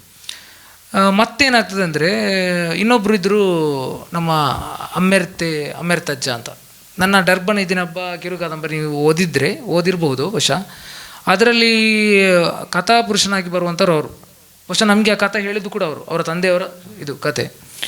ಆ ಕತೆ ಅವರು ಹಿಂದಿನಿಂದಲೇ ಇದು ಹೇಳ್ತಾರಲ್ಲ, ಯಾವುದು ಕಥಾಪ್ರಸಂಗ ಅಂತ ಹೇಳ್ತಾರಲ್ಲ, ಆ ಥರ ಅವ್ರ ಮನೆಯಲ್ಲಿ ಕೂತ್ಕೊಂಡು ಬಂದು ಮನೆ ಹಜಾರದಲ್ಲಿ ಕೂತ್ಕೊಂಡು ಸ್ಟಾರ್ಟ್ ಮಾಡೋದು ಚರಿತ್ರೆ ಸ್ಟಾರ್ಟ್ ಮಾಡಿ ಅರ್ಧದಲ್ಲಿ ಹಾಡೋದು. ಯಾವುದು ಈಗ ಕಥಾಪ್ರಸಂಗ ನಡೀತದಲ್ಲ, ನಾರ್ಮಲಿಯಾಗಿ ಏನು ಒಂದು ವರ್ಚುವಲ್ ಕಥಾಪ್ರಸಂಗ, ಅಂದರೆ ಏನು ಜನರು ಸೇರಿಸೇನಿಲ್ಲ, ಒಂಥರ ಕೂತ್ಕೊಂಡು ಅವ್ರು ಹೇಳ್ಕೊಂಡು ಹೋಗುವಂಥದ್ದು. ಅವರ ಅರ್ಧದಲ್ಲಿ ಹಾಡೋದು, ಮತ್ತೆ ಅದನ್ನು ಕಥೆಯನ್ನು ಪ್ರಾರಂಭಿಸೋದು, ಕಥೆಯನ್ನು ಹೇಳೋದು, ಅದು ನಮ್ಮ ಬೇರೆ ಭಾಷೆಯಲ್ಲಿ ಹೇಳೋದು. ಅದೆಲ್ಲ ಕತೆ ನಮಗೆ ಒಳಗೊಳಗೆ ಏನಾಗ್ತದೆ ಅಂದರೆ ತುಂಬ ಕಥೆಯಲ್ಲಿ ಇದು ಮಾಡಲಿಕ್ಕೆ ಸ್ಟಾರ್ಟ್ ಆಯಿತು. ಮತ್ತು ಕಾಲೇಜಿಗೆ ಬಂದ ನಂತರ ನನ್ನ ಮೊದಲು ಬರೆದ ಕತೆ ಬಹುಶಃ ಅಪೂರ್ವ ಸಂಗಮ ಅಂತ ಒಂದು ಕತೆ. ಅದು ಯಾಕೋ ಗೊತ್ತಿಲ್ಲ, ಒಂಥರ ಅದು ಒಂದು ಗಂಡು ಮತ್ತು ಹೆಣ್ಣಿನ ನಡುವಂಥ ಒಂದು ಪ್ರಣಯ ಪ್ರಸಂಗ. ನಾನು ಬಹುಶಃ ಮೊಯ್ಲಾಂಜಿಗೆ ನಾವು ಬರೆದು ಕಳಿಸಿದ್ದೆ ಒಂದು ಸಲ. ಅದು ಪ್ರಕಟ ಆಗಿದೆಯಾ ಇಲ್ವ ಅಂತಾರೆ ಸರಿ ನನಗೆ ಗೊತ್ತಿಲ್ಲ. ಸೊ ಅದು ಆ ಕತೆ ಬಂದಿತ್ತು, ಆ ಕತೆ ನಾನು ಬರೆದಿದ್ದೆ. ಅದರ ನಂತರ ನನಗೆ ಓದಲಿಕ್ಕೆ ಪ್ರಾರಂಭ ಮಾಡಿದ ನಂತರ ಸ್ವಲ್ಪ ಓದಲಿಕ್ಕೆ ಇದಾದ ನಂತರ ನನಗೆ ಗೊತ್ತಾಯ್ತು ನನ್ನದು ಬರಹ ತುಂಬ ಹಿಂದಿದೆ, ಇನ್ನೂ ಓದಬೇಕು ಅಂತೇಳಿ. ಅದರ ಬಳಿಕ ನಾನು ಅರಳಿ ಮರಲ್ ಅಂತೆಲ್ಲ ಸ್ವಲ್ಪ ಕಥೆಯನ್ನು ಬರೀಲಿಕ್ಕೆ ಸ್ಟಾರ್ಟ್ ಮಾಡಿ. ಮತ್ತೊಂದು ವಿಚಾರ, ಈ ಕಥೆಗಳು ಅಂತ ಹೇಳುವಾಗ ಅದು ಕೇವಲ ಒಂದು ಎಂಜಾಯ್ ಮಾಡಲಿಕ್ಕೆ ಓದುವುದು, ಅದರ ಆಚೆಗೆ ಕತೆ ಅನ್ನುವಂಥದ್ದು ಒಂದು ಸಂಸ್ಕೃತಿಯ ಒಂದು ಪ್ರತಿಬಿಂಬ ಆಗಿರ್ತದೆ. ನಾನು ಹಲವಾರು ಕಥೆಗಳನ್ನು ಓದ್ತೇನೆ ಸೆಲೆಕ್ಟ್ ಮಾಡ್ಕೊಂಡು. ಯಾಕೆಂತ ಹೇಳಿದರೆ ಕೆಲವೊಂದು ಕಮ್ಯುನಿಟಿಗಳ ಅವರ ಸಂಸ್ಕೃತಿ ಏನು, ಅವರ ಡೈಲಿ ಲೈಫ್, ಅವರ ಜೀವನ ಶೈಲಿ ಹೇಗೆ ಎಂಬುದನ್ನೆಲ್ಲ ಬಹಳ ಅಚ್ಚುಕಟ್ಟಾಗಿ ನಮಗೆ ಓದಿಸಿಕೊಂಡು ಹೋಗುವ ಹಾಗೆ ಕಥೆಗಳನ್ನು ಏನು ಮಾಡಿಕೊಡ್ತದೆ, ನಮಗೆ ಅದು ಬರೆದು ಕೊಡ್ತದೆ. ಆ ನಿಟ್ಟಿನಲ್ಲಿ ನೋಡುವಾಗ ನಿಮ್ಮ ಮುನವರ್ ಜೋಗಿಭಟ್ರವರು ಬರೆದಂತಹ ಕಥೆಗಳು ಬಹುಶಃ ಕನ್ನಡ ಸಾಹಿತ್ಯದಲ್ಲಿ ಮುಸ್ಲಿಂ ಸಂವೇದನೆ ಅನ್ನುವಂಥದ್ದು, ಅಥವಾ ಎಸ್ಪೆಷಲಿ ಬ್ಯಾರಿ ಮುಸ್ಲಿಮರ ಸಂಸ್ಕೃತಿ ಏನಿದೆ ಅದು ಅಷ್ಟೇನು ಏನಾಗಲಿಲ್ಲ, ಪ್ರತಿಫಲನಗೊಳ್ಳಲಿಲ್ಲ ಕನ್ನಡ ಸಾಹಿತ್ಯದ ಮುಖ್ಯವಾಹಿನಿಯ ಗ್ರಂಥಗಳಲ್ಲಿ ಕಥೆಗಳಲ್ಲಿ ಬಂದಿಲ್ಲ ಅಂತ ಹೇಳ್ಬೋದು, ಬಹಳ ಕಡಿಮೆ. ಇದ್ರೂ ಕೂಡ ಇಲ್ಲ ಎನ್ನುವಷ್ಟು ಕಡಿಮೆ ಇದೆ. ಆ ಒಂದು ಕೊರತೆಯನ್ನು ನೀಗಿಸಲಿಕ್ಕೆ ನಿಮ್ಮ ಕಥೆಗಳಿಗೆ ಆಗ್ತದೆ ಎಂಬ ಒಂದು ಭರವಸೆ ನನಗಿದೆ. ಯಾಕೆಂತ ಹೇಳಿದರೆ ನೀವು ತೆಗೆದುಕೊಂಡ ಯಾವುದೇ ವಸ್ತುಗಳಿರಲಿ, ಇವಾಗ ನಿಮಗೆ ಪ್ರಶಸ್ತಿ ದೊರಕಿದಂತಹ ಒಂದು ಕಥೆ, ಅದರ ಹೆಸರೇ ಜಿನ್ ಅಂತಲ್ವಾ. ಜಿನ್ ಎಂಬ ಏನು ಆ ಜಿನ್ ರಿಲೇಟೆಡ್ ಆಗಿ ಅದರ ಸಂಬಂಧಿಯಾಗಿ ಮುಸ್ಲಿಮರ ಒಳಗಡೆ ಇರುವಂತಹ ಸಂಸ್ಕೃತಿಗಳ ಒಂದು ಬಹಳ ಒಂದು ಚಂದದ ಒಂದು ಪ್ರತಿಪಾದನೆ ಅದರಲ್ಲಿದೆ. ಆ ಒಂದು ಶೈಲಿಗೆ, ಆ ಒಂದು ಏನು ಕಥಾ ತಂತುಗಳನ್ನು ಸೆಲೆಕ್ಟ್ ಮಾಡಲಿಕ್ಕೆ ನಿಮಗೆ ಉಂಟಾದಂತಹ ಒಂದು ಪ್ರಚೋದನೆ, ಪ್ರೇರಣೆ ಏನು? ನೀವು ಪರ್ಟಿಕ್ಯುಲರ್ ಆಗಿ ಮುಸ್ಲಿಂ ಸಂವೇದನಾ ಬಗ್ಗೆ ಕತೆ ಬರೀಬೇಕು ಅಂತ ಹಾಗೆ ಕೇಳಿದರೆ ನನಗೆ ಬಹುಶಃ ಇದು ಈಗ ಮುಸ್ಲಿಂ ಸಂವೇದನಾ ಬಗ್ಗೆ ನಮಗೆ ಮುಸ್ಲಿಮ್ನಲ್ಲಿ ತುಂಬ ಜನ ಇದು ಮಾಡಿದ್ದಾರೆ, ಈ ಕತೆ ಬರೆದಿದ್ದಾರೆ. ಹಮ್ಜಾ ಮಲಾರ್ ಆಗಲಿ, ಬೊಳ್ವಾರ್ ಮೊಹಮ್ಮದ್ ಕುಂಜಿ ಆಗಲಿ, ಮತ್ತು ಇನ್ನೂ ಕೆಲವು ಕತೆಗಾರರು ಎಲ್ಲ ಬರೆದಿದ್ದಾರೆ. ಸೊ ಏನು ಮಾಡ್ತಾರೆ ಅಂದರೆ ಅಲ್ಲಿ ಎಲ್ಲರೂ ಬ್ಯಾರಿ ಸಂವೇದನೆ ಆ ಥರ ಕತೆ ಬರ್ತದೆ. ನನಗೆ ಒಂಥರ ನನ್ನ ಮೂಡ್ ಹೇಗಿರ್ತದೆ ಅಂದರೆ ಆ ಟೈಮ್ನಲ್ಲಿ ನನಗೆ ಹೇಗೆ ಹೊಳಿತದೆ ಆ ಮೂಡಲ್ಲಿ ನಾನು ಬರ್ಕೊಂಡು ಹೋಗ್ತೇನೆ. ನನಗೆ ಆ ಸಂವೇದನದಲ್ಲಿ ಈಗ ನೋಡಿ, ಈಗ ಜಿನ್ ಎಂಬಂಥ ಒಂದು ವಿಷಯ, ನಾನೊಂದು ಜಿನ್ ಬಳಿಗೆ ಹೋಗಿದ್ದೆ. ಅಂದರೆ ಜಿನ್ನು ಜೊತೆಗೆ ವಿವರಿಸುವಂಥ ಒಬ್ಬ ವ್ಯಕ್ತಿಯರ ಜೊತೆ ಹೋಗಿದ್ದೆ. ನಾನೊಂದು ದಿವಸ ಮಸೀದಿಯಿಂದ ಇಳಿಯುವಾಗ ಬಹುಶಃ ಈ ಕಥೆಯದ್ದು ಇದು ಬಂದಿದೆ, ನೋಟಿಸ್ ಬಂದಿದೆ, ಅಂದರೆ ಈ ಕತೆ ಇದು ಸೂಚನೆ ಬಂದಿದೆ, ಕಥೆಯನ್ನು ಇಷ್ಟರೊಳಗೆ ಕಳಿಸಿಕೊಡ್ಬೇಕು ಅಂತ. ನಾನು ತುಂಬ ದಿನ ಹೀಗೆ ಥಿಂಕ್ ಮಾಡ್ತಾಯಿದ್ದೇನೆ, ಯಾವುದೊಂದು ಕತೆ ಬರಿಬೇಕು ಅಂತ. ಆದರೂ ಕೂಡ ನಾನು ಕಂಡುಕೊಂಡ ಸತ್ಯ ಏನಂದರೆ, ಯಾವತ್ತು ಕತೆ ಸ್ಪರ್ಧೆಗೆ ಬೇಕಾಗಿ ಕತೆ ಬರಿಬಾರ್ದು. ಅಂದರೆ ನಾನು ಅಂಥ ಒಂದು ಪ್ಲ್ಯಾನಲ್ಲಿ ಇರಲಿಲ್ಲ. ಆದರೂ ಕೂಡ ಒಂದು ಕತೆ ನನಗೆ ಯಾವಾಗಲೂ ಒಂದೊಂದು ಕತೆ ನನ್ನ ತಲೆಯಲ್ಲಿ ಏನಾಗ್ತದೆ ಅಂದರೆ, ಈ ವಿಷಯದಲ್ಲಿ ಕತೆ ಬರಿಬೋದು. ಉದಾಹರಣೆ, ನಾನು ಬಸ್ಸಲ್ಲಿ ಹೋಗ್ತಾರೆ, ಒಬ್ಬ ಕಂಡಕ್ಟರ್ ಕಂಡು ಇದು ಕತೆ ಬರಿಬೋದು ಅಂತೆಲ್ಲೇ ಫೀಲ್ ಆಗ್ತಾಯಿತ್ತು. ಮೊನ್ನೆ ಮಸೀದಿಯಲ್ಲಿ ಇರಬೇಕಾದ್ರೆ ಮಸೀದಿದ್ದೊಬ್ಬರು ಪ್ರೆಸಿಡೆಂಟ್ ಆಗಿರಬೇಕು, ನನಗೆ ಸರಿಯಾಗಿ ಗೊತ್ತಿಲ್ಲ, ನಾನು ಬೇರೆ ಮಸೀದಿಯಲ್ಲಿದ್ದೆ. ಅವರು ಎದ್ಕೊಂಡು ಬಂದು ಇದು ಹೇಳಿದರು, ಏನೋ ಮಹಾಸಭೆ ಇದಿದೆ, ಮಹಾಸಭೆಗೆ ಬರಬೇಕು ಅಂತೇಳಿ. ಆವಾಗಲೇನೋ ಫ್ಲ್ಯಾಶ್ ಆಯಿತು ನನಗೆ, ಏನೋ ಬರಿಬೇಕು ಅಂತೇಳಿ. ಆದರೆ ಇನ್ ಬಿಟ್ವೀನ್ ನನಗೇನಾಯ್ತು ಅಂದರೆ, ನಾನೊಬ್ಬರು ಜಿನ್ ಬಲಿಗೆ ಹೋಗಿದ್ದೆ, ತಲಶ್ಶೇರಿ ಯಾವುದೋ ಈ ಕಡೆಗೆ. ಅಲ್ಲಿ ಹೋದಾಗ ನನಗೆ ಯಾವ ರೀತಿ ನನ್ನ ಕೊಠಡಿಗೆ ಬರುವ ಸ್ಟೈಲ್ ಇದೆಯಲ್ಲ ಕಥೆಯಲ್ಲಿ, ಅದೆಲ್ಲ ನನಗೆ ಇದಾಯಿತು. ನನಗೆ ಅದರಲ್ಲಿ ನಮ್ಮ ಮುಸ್ಲಿಂ ಸಂವೇದನೆಯಲ್ಲಿ ನೀವು ಹೇಳಿದ ಹಾಗೆ ನಮ್ಮಲ್ಲಿ ಬರುವಂಥ ಕೆಲವೊಂದು ರಾಜಕೀಯ ಒಂದು ವ್ಯವಸ್ಥಾಪ ಅಂದರೆ ಹೇಳ್ತಾರಲ್ಲ, ಏನು ರಾಜಕೀಯವಾಗಿ ಕೆಲವರು ಏನು ಮಾಡ್ತಾರೆ ಅಂದರೆ ಮನಸ್ತಾಪಗಳಿರ್ತದೆ, ಕೆಲವೊಂದು ಸಮಸ್ಯೆಗಳಿರ್ತದೆ, ಅದನ್ನೆಲ್ಲ ಹೇಗೆ ಹೇಳಬೇಕು ಅಂತೇಳಿ ಕೆಲವರು ಏನು ಮಾಡ್ತಾರೆ, ಹಣದ ಇದರಿಂದಾಗಿ ಅದನ್ನು ತಡೆ ಹಿಡಿತಾರೆ. ಸೊ ಅದರೊಂದು ಎಳೆಯನ್ನು ತೆಗೆದುಕೊಂಡು ನಾನು ಆ ಕತೆ ಬರೆದಿದ್ದೆ. ಸೊ ಇನ್ನೂ ಕೂಡ ನನಗೆ ಕೆಲವು ಮುಸ್ಲಿಂ ಸಂವೇದನೆ ನೀವು ಹೇಳಿದ ರೀತಿಯಲ್ಲಿ, ಮುಸ್ಲಿಂ ಸಂವೇದನೆ ರೀತಿಯಲ್ಲಿ ಕೆಲವೊಂದು ಕತೆ ಬರಿಬೇಕು ಅಂತೇಳಿ ಕೂಡ ಇದಿದೆ.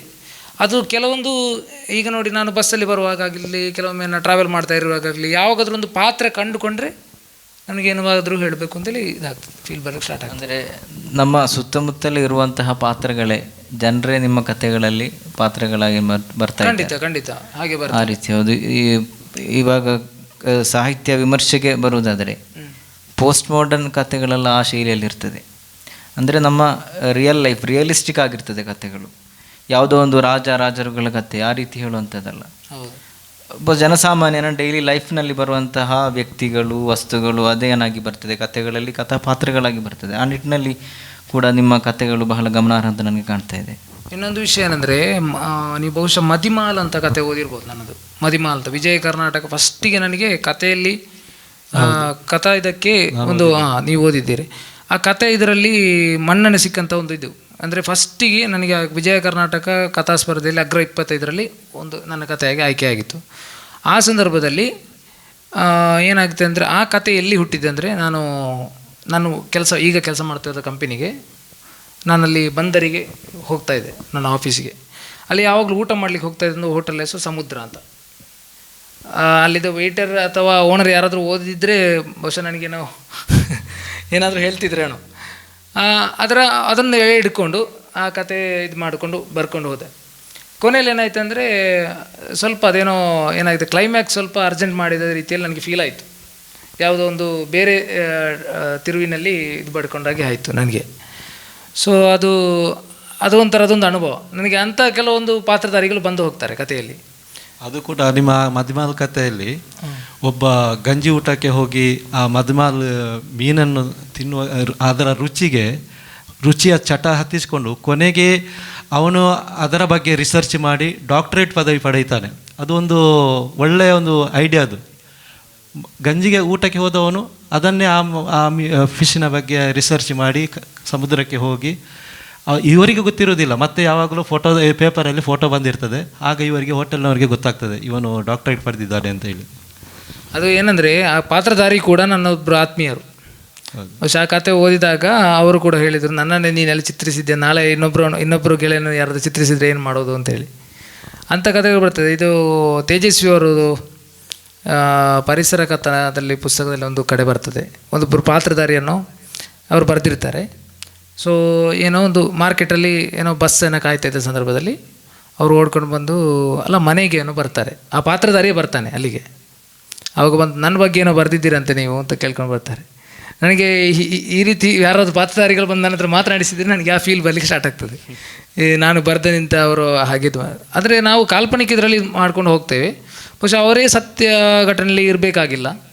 ಮತ್ತು ಈ ರೇಡಿಯೋ ಕಥೆ ಇದೆಯಲ್ಲ ನಿಮ್ಮದು, ರೇಡಿಯೋ ಕಥೆ, ಅದರಲ್ಲಿ ಅಬ್ಬನು ಸಾಬರ ರೇಡಿಯೋ ಇದ್ದಕ್ಕಿದ್ದಂತೆ ಕೆಡ್ತದೆ. ಅದು ಕೆಟ್ಟಾದಾಗ ಅವರಿಗೂ ಕೂಡ ಅನಾರೋಗ್ಯ, ಅವರು ಅದೇ ಒಂದು ಫೀಲಿಂಗಲ್ಲಿ ಏನೋ ಅನಾರೋಗ್ಯಗೊಳಗಾಗ್ತಾರೆ. ಪುನಃ ಅದು ಸರಿಯಾದಾಗ ಅವರು ಕೂಡ ಚೇತರಿಸಿಕೊಳ್ತಾರೆ. ಅದೊಂದು ವಿಚಿತ್ರ ಸಬ್ಜೆಕ್ಟ್ ಆಗಿ ಕಾಣ್ತದೆ, ವಸ್ತುವಾಗಿ ಕಾಣ್ತದೆ. ಇದು ಈ ರೇಡಿಯೋ ಕಥೆಗೆ ನಿಮ್ಮ ಪ್ರೇರಣೆ ಏನು? ನನಗೆ ಆ ರೇಡಿಯೋ ಕಥೆಗೆ ಅದು ಕೂಡ ಅದೇ. ಬಬ್ಬನ್ ಸಾಬ್ ಅಂದರೆ ನಮ್ಮ ಊರಿನ ಒಬ್ಬರ ಹೆಸರು. ಸ್ವಭಾವತಃ ನೋಡಿದರೆ ನಮ್ಮ ಒಬ್ಬರ ಸ್ವಭಾವತಃ ಅವರು. ಮತ್ತು ಅದರ ಪಾತ್ರದಲ್ಲಿ ನೀವು ಹೇಳಿದಾಗೆ ರೇಡಿಯೋ ಯಾಕೆ ಬರ್ತದೆ ಅಂದರೆ, ನನಗೆ ರೇಡಿಯೋದಲ್ಲಿ ತುಂಬ ಎಂತ ಅಂದರೆ ಟಚ್ಚಿಂಗ್. ನನ್ನ ತಂದೆ ಯಾವಾಗಲೂ ಈ ಕಾಲದಲ್ಲಿ ಕೂಡ, ಈಗ ನಾನು ಮನೆಗೆ ಹೋದ ಸಂದರ್ಭದಲ್ಲಿ ಕೂಡ ಡೈಲಿ ಅವರು 2 ದಿನದಲ್ಲಿ 2 ಸಲ ರೇಡಿಯೋನು ಕೇಳಿಸ್ಕೊಳ್ತಾ ಇರ್ತಾರೆ. ಅಂದರೆ ನ್ಯೂಸನ್ನು ಅವರು ಕೇಳಿಸ್ಕೊಳ್ತಾ ಇರ್ತಾರೆ. ಅವ್ರಿಗೆ ರೇಡಿಯೋದಲ್ಲೇ ಆಗಬೇಕು. ಅಂದರೆ ಟಿ ವಿ ಅಂದರೆ ನಮ್ಮ ಮನೆಯಲ್ಲಿ ಟಿ ವಿ ಇಲ್ಲ. ಈಗ ಮೊಬೈಲೆಲ್ಲ ಬಂದ ನಂತರ ಟಿ ವಿ ಬೇಕಾಗಿಲ್ಲ. ಮತ್ತು ತಂದೆಗೆ ನ್ಯೂಸ್ ಏನಾದರೂ ಬೇಕಾಗಿದ್ದರೂ ಕೂಡ ಅವ್ರು ಏನು ಮಾಡ್ತಾರೆ ಅಂದರೆ, ನ್ಯೂಸಿಗೆ ಬೇಕಾಗಿ ನ್ಯೂಸ್ ಏನೋ ಚಾನಲ್ ಹಾಕಿದರೆ ನ್ಯೂಸನ್ನು ನೋಡ್ತಾ ಇರ್ತಾರೆ. ಅಲ್ಲದಿದ್ದರೆ ರೇಡಿಯೋವನ್ನು ನೋಡ್ಕೊಂಡು ರೇಡಿಯೋದಲ್ಲೇ ಕೇಳಿಸ್ಕೊಂಡಿರ್ತಾರೆ. ಮತ್ತು ತಂದೆಗೆ ಹೆಚ್ಚಿನ ಓದಿದೆ. ನನ್ನ ತಂದೆಗೆ ಬಹುಶಃ ನಾನು ಓದಿದ್ದಕ್ಕಿಂತ ಹೆಚ್ಚಿನ ಪುಸ್ತಕ ನನ್ನ ತಂದೆ ಓದಿದ್ದಾರೆ. ನನ್ನ ತಂದೆ ಓದಿದ್ದು 4ನೇ ಕ್ಲಾಸ್ ಓದಿದ್ದು. ಆದರೂ ಕೂಡ ಆ ಸಂದರ್ಭದಲ್ಲಿ ಅವರಿಗೆ ಓದುವ ಒಂದು ಉಮೇದಿತ್ತು. ಅವರು ಓದಲಿಕ್ಕೆ ಸ್ಟಾರ್ಟ್ ಮಾಡಿ. ತಾಯಿಗೆ ಕೂಡ ಹಾಗೆ, ತಾಯಿ 2ನೇ ಕ್ಲಾಸೇನೋ ಸ್ಕೂಲ್ ಕಲಿತವರು. ಆದರೂ ಕೂಡ ಅವರಿಗೆ ಓದುವ ಇಷ್ಟ ಇದೆ, ಓದಬೇಕು ಅನ್ನುವಂಥ ಇಷ್ಟ ಇದೆ. ಅವರಿಗೆ ಕೂಡ ಪ್ರಾಣಿ ಪ್ರಪಂಚದ ಬಗ್ಗೆ ತುಂಬ ಕ್ಯೂರಿಯಾಸಿಟಿ. ಅದಕ್ಕಾಗಿ ನನ್ನ ಪರಿಸರ ಕಥನ ಇದೆಯಲ್ಲ ಸೀರೀಸ್, ಅದು ಫುಲ್ಲು ನನ್ನ ತಾಯಿ ಪ್ರೇರಣೆಯಿಂದ ಬರೆದಿದ್ದು. ಅದು ಅವರಿಗೆ ಯಾವುದಾದ್ರೂ ಮನೆಯಲ್ಲಿ ಊರಿಗೆ ಯಾವುದಾದ್ರೂ ಉದಾಹರಣೆಗೆ ಯಾವುದಾದ್ರೂ ಹಾವು ಬಂದರೆ ಅದರ ಬಗ್ಗೆ ನಾನಿಲ್ಲದಿದ್ದರೂ ಕೂಡ ಅಮ್ಮ ಬಂದದರ ವಿಚಾರ ಮಾಡಿಸೋದು. ಅದು ಆ ರೀತಿ ಆಗಿತ್ತು, ಆ ಹಾವು ಹೀಗೆ ಹೋಗ್ತಾಯಿತ್ತು, ನಾನು ಹೀಗೆ ನೋಡ್ತಾ ಇದ್ದರೆ ಆ ಹಕ್ಕಿ ಹೀಗೆ ಬರ್ತಾಯಿತ್ತು, ಆ ಹಕ್ಕಿ ಇದನ್ನೇ ತಿಂತಾಯಿತ್ತು. ಈಗಲೂ ಕೂಡ ಹೇಳೋದಿದೆ ಅಮ್ಮ ಬಂದು.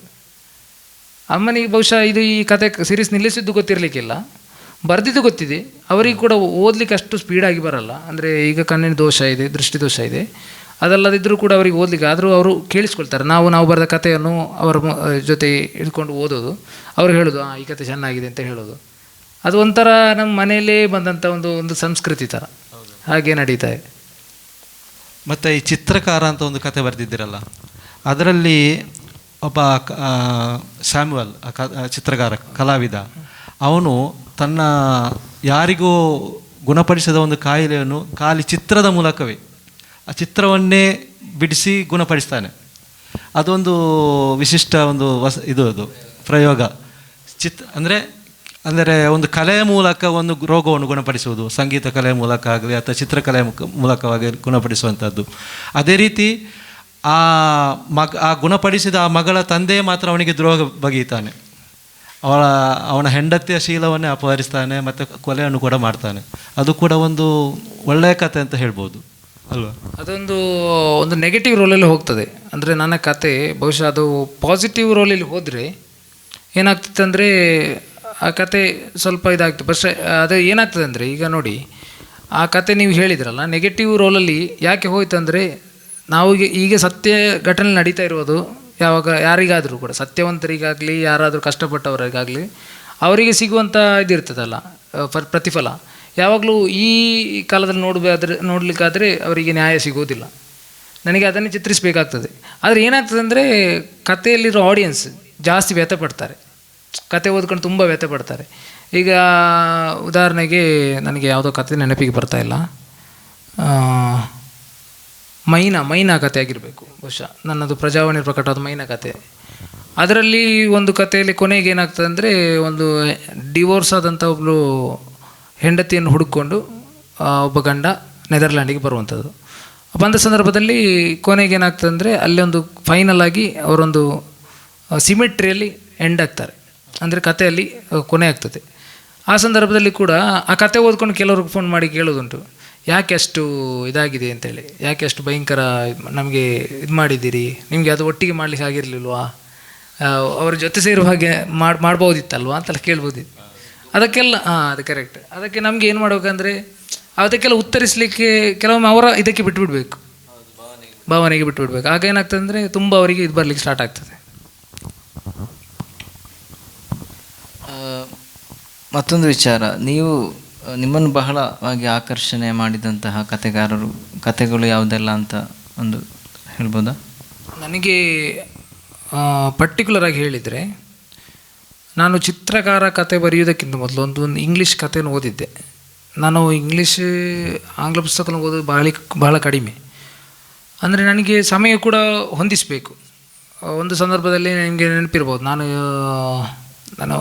ಏನು ಮಾಡ್ತಾಯಿದ್ದೆ ಅಂದರೆ ಮಲೆಗಲ್ ಮದುಮಗಳು ಪುಸ್ತಕ ಓದ್ತಾ ಇದ್ದೆ ನಾನು. ಆವಾಗ ನಾನು ಮಲಬಾರ್ ಇದರಲ್ಲಿ ಕೆಲಸ ಮಾಡ್ತಾಯಿದ್ದೆ 2 ವರ್ಷ. ಅಲ್ಲಿ ಏನಾಗ್ತದೆ ಅಂದರೆ ನಾನು ಕತೆ ಪುಸ್ತಕ ಓದ್ತಾ ಇದ್ದ ಸಂದರ್ಭದಲ್ಲಿ ಒಂದು 10 ಗಂಟೆಗೆ ನಾವು ಬರೋದು ಡ್ಯೂಟಿ ಬಿಟ್ಟು ಬಂದ ಸಂದರ್ಭದಲ್ಲಿ ಸ್ಟೇರ್ ಕೇಸಲ್ಲಿ ನಮಗೆ ರೂಮಲ್ಲಿ ಲೈಟ್ ಹಾಕುವಂತಿಲ್ಲ, ಯಾಕಂದರೆ ಬೇರೆಯವರು ಮಲಗಬೇಕಲ್ಲ. ಅದಕ್ಕೆ ನಾನು ಸ್ಟೇರ್ ಕೇಸಲ್ಲಿ ಹೋಗಿ ಕುಳಿತುಕೊಳ್ಳುವಂಥ, ಅಲ್ಲಿ ಲೈಟ್ ಹಾಕಿರ್ತಾರೆ, ನಾವು ಹತ್ಕೊಂಡು ಮೆಟ್ಟಿಲಲ್ಲಿ ಲೈಟ್ ಹಾಕಿರ್ತಾರೆ. ಅಲ್ಲಿ ಕೂತ್ಕೊಂಡು ನಾನು ಕತೆ ಓದ್ತಾ ಇದ್ದೆ. ಈಗ ನೀವು ಕೇಳಿದ್ರಲ್ಲ, ಈ ಹೆಚ್ಚು ಇದಾಗಿದ ಏನು ಫೋಕಸ್ ಆಗಿರುವಂಥ ಹೆಚ್ಚು ಯಾವುದು ಇಂಟ್ರೆಸ್ಟಿಂಗ್ ಆದ ಕತೆ ಯಾವುದು, ನನಗೆ ಮಲೆಗಲ್ ಮದುಮಗಳು ಒಂದು ಕಾದಂಬರಿಯಾಗಿ ಕೂಡ ಒಂದು ಕಥೆಯಾಗಿ ಕೂಡ ನನಗೆ ಇದಾಗಿದೆ. ಯಾಕಂದರೆ ಅದರ ಒಳಗೆ ಒಂದು ಕತೆ ಇದೆ ಮಲೆಗಲ್ ಮದುಮಗಳು. ಇನ್ನೂ ನನಗೆ ಪ್ರೇರಕ ಇದ್ದಂತಹ ಒಂದು ಇದಂದರೆ ತೇಜಸ್ವಿಯವರ ಕಥೆಗಳು. ತೇಜಸ್ವಿಯವರ ಎಲ್ಲ ಕಥೆಗಳು, ಪರಿಸರ ಕಥೆಗಳು, ಅವರ ಬಹುತೇಕ ಎಲ್ಲ ಪುಸ್ತಕಗಳು ನಾನು ಓದಿದ್ದೇನೆ. ನನಗೆ ಪ್ರೇರಕ ಆಗಿದ್ದಂಥ ಅವರಿದು ತುಂಬ ಏನಾಗಿದ್ದಾರೆ ಅಂದರೆ, ನನಗೆ ಅವರೆಲ್ಲ ಕಥೆಗಳಲ್ಲಿ ನನಗೆ ಒಂಥರ ನನ್ನ ಪರಿಸರ ಆಗಿರಲಿ, ನನ್ನ ಬಾಲ್ಯ ಆಗಿರಲಿ, ಅವರು ಹೇಳುವಂಥದ್ರಲ್ಲಿ ನಾನು ಅದರೊಳಗೆ ಆವಾಹಿಸ್ತೇನೆ. ಆಟೋಮೆಟಿಕ್ಕಾಗಿ ನನ್ನೊಳಗೆ ಒಂದು ಕತೆ ಹುಟ್ಕೊಳ್ಳಿಕ್ಕೆ ಸ್ಟಾರ್ಟ್ ಆಗ್ತದೆ ಹೇಳಲಿಕ್ಕೆ ಇಷ್ಟಪಡ್ತೇನೆ. ಮತ್ತೊಂದೇನೆಂದರೆ, ನೀವು ಕೇಳಿದಾಗ ಇನ್ನೊಂದು ಜಯಂತ್ ಕಾಯ್ಕಿನಿಯವರ ಕಥೆಗಳು, ಅವರ ತುಂಬ ಕಥೆಗಳಿದೆ. ಅದು ತುಂಬ ನನಗೆ ಯಾವುದು ಹೆಸರು ಅಂತ ಹೇಳಿ ಈಗ ಕರೆಕ್ಟಾಗಿ ಪರ್ಟಿಕ್ಯುಲರ್ ಆಗಿ ಹೇಳೋದಕ್ಕಿಂತ ಎಲ್ಲ ಕಥೆಗಳು, ಬಹುತೇಕ ಎಲ್ಲ ಕಥೆಗಳು ಅವರು ಏನು ಮಾಡ್ತಾರೆ ಅಂದರೆ ನನಗೆ ತುಂಬ ಪ್ರೇರಕ ಶಕ್ತಿಗಳಾಗಿದೆ. ಲಿಂಗಬಂಧ ಆಗಿರಲಿ, ಇವರದು ತೇಜಸ್ವಿಯವರ ಲಿಂಗಬಂಧ ಕಥೆ, ಅವರ ಕಥೆಗೆ ಕೂಡ ಪ್ರಜಾವಾಣಿ ಕಥಾ ಸ್ಪರ್ಧೆ ಬಂದಿತ್ತು, ಪ್ರಥಮ ಸ್ಥಾನ ಬಂದಿತ್ತು. ಆ ಕತೆ ಕೂಡ ನನಗೆ ತುಂಬ ಇಷ್ಟ. ಮತ್ತು ಅಬ್ದುಲ್ ರಶೀದರ್ ಅವರ ಕಥೆಗಳು ಅದು ಕೂಡ ತುಂಬ ಇಷ್ಟ.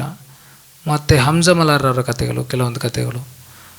ಮತ್ತು ನಮ್ಮ ಸ್ನೇಹಿತ ವಲಯದಲ್ಲಿರುವಂಥ ಕೆಲವೊಬ್ಬರು ಒಂದು ಏನು ಹೇಳ್ತಾರೆ, ಬೆರಳೆಣಿಕೆ ಕಥೆಗಳನ್ನು ಬರೆದಂಥ ಸ್ವಾಲಿ ತೋಡರಾಗಿರಲಿ, ಅವರ ಕೆಲವು ಕಥೆಗಳಾಗಿರಲಿ, ಅದು ತುಂಬ ಇಂಟ್ರೆಸ್ಟಿಂಗ್.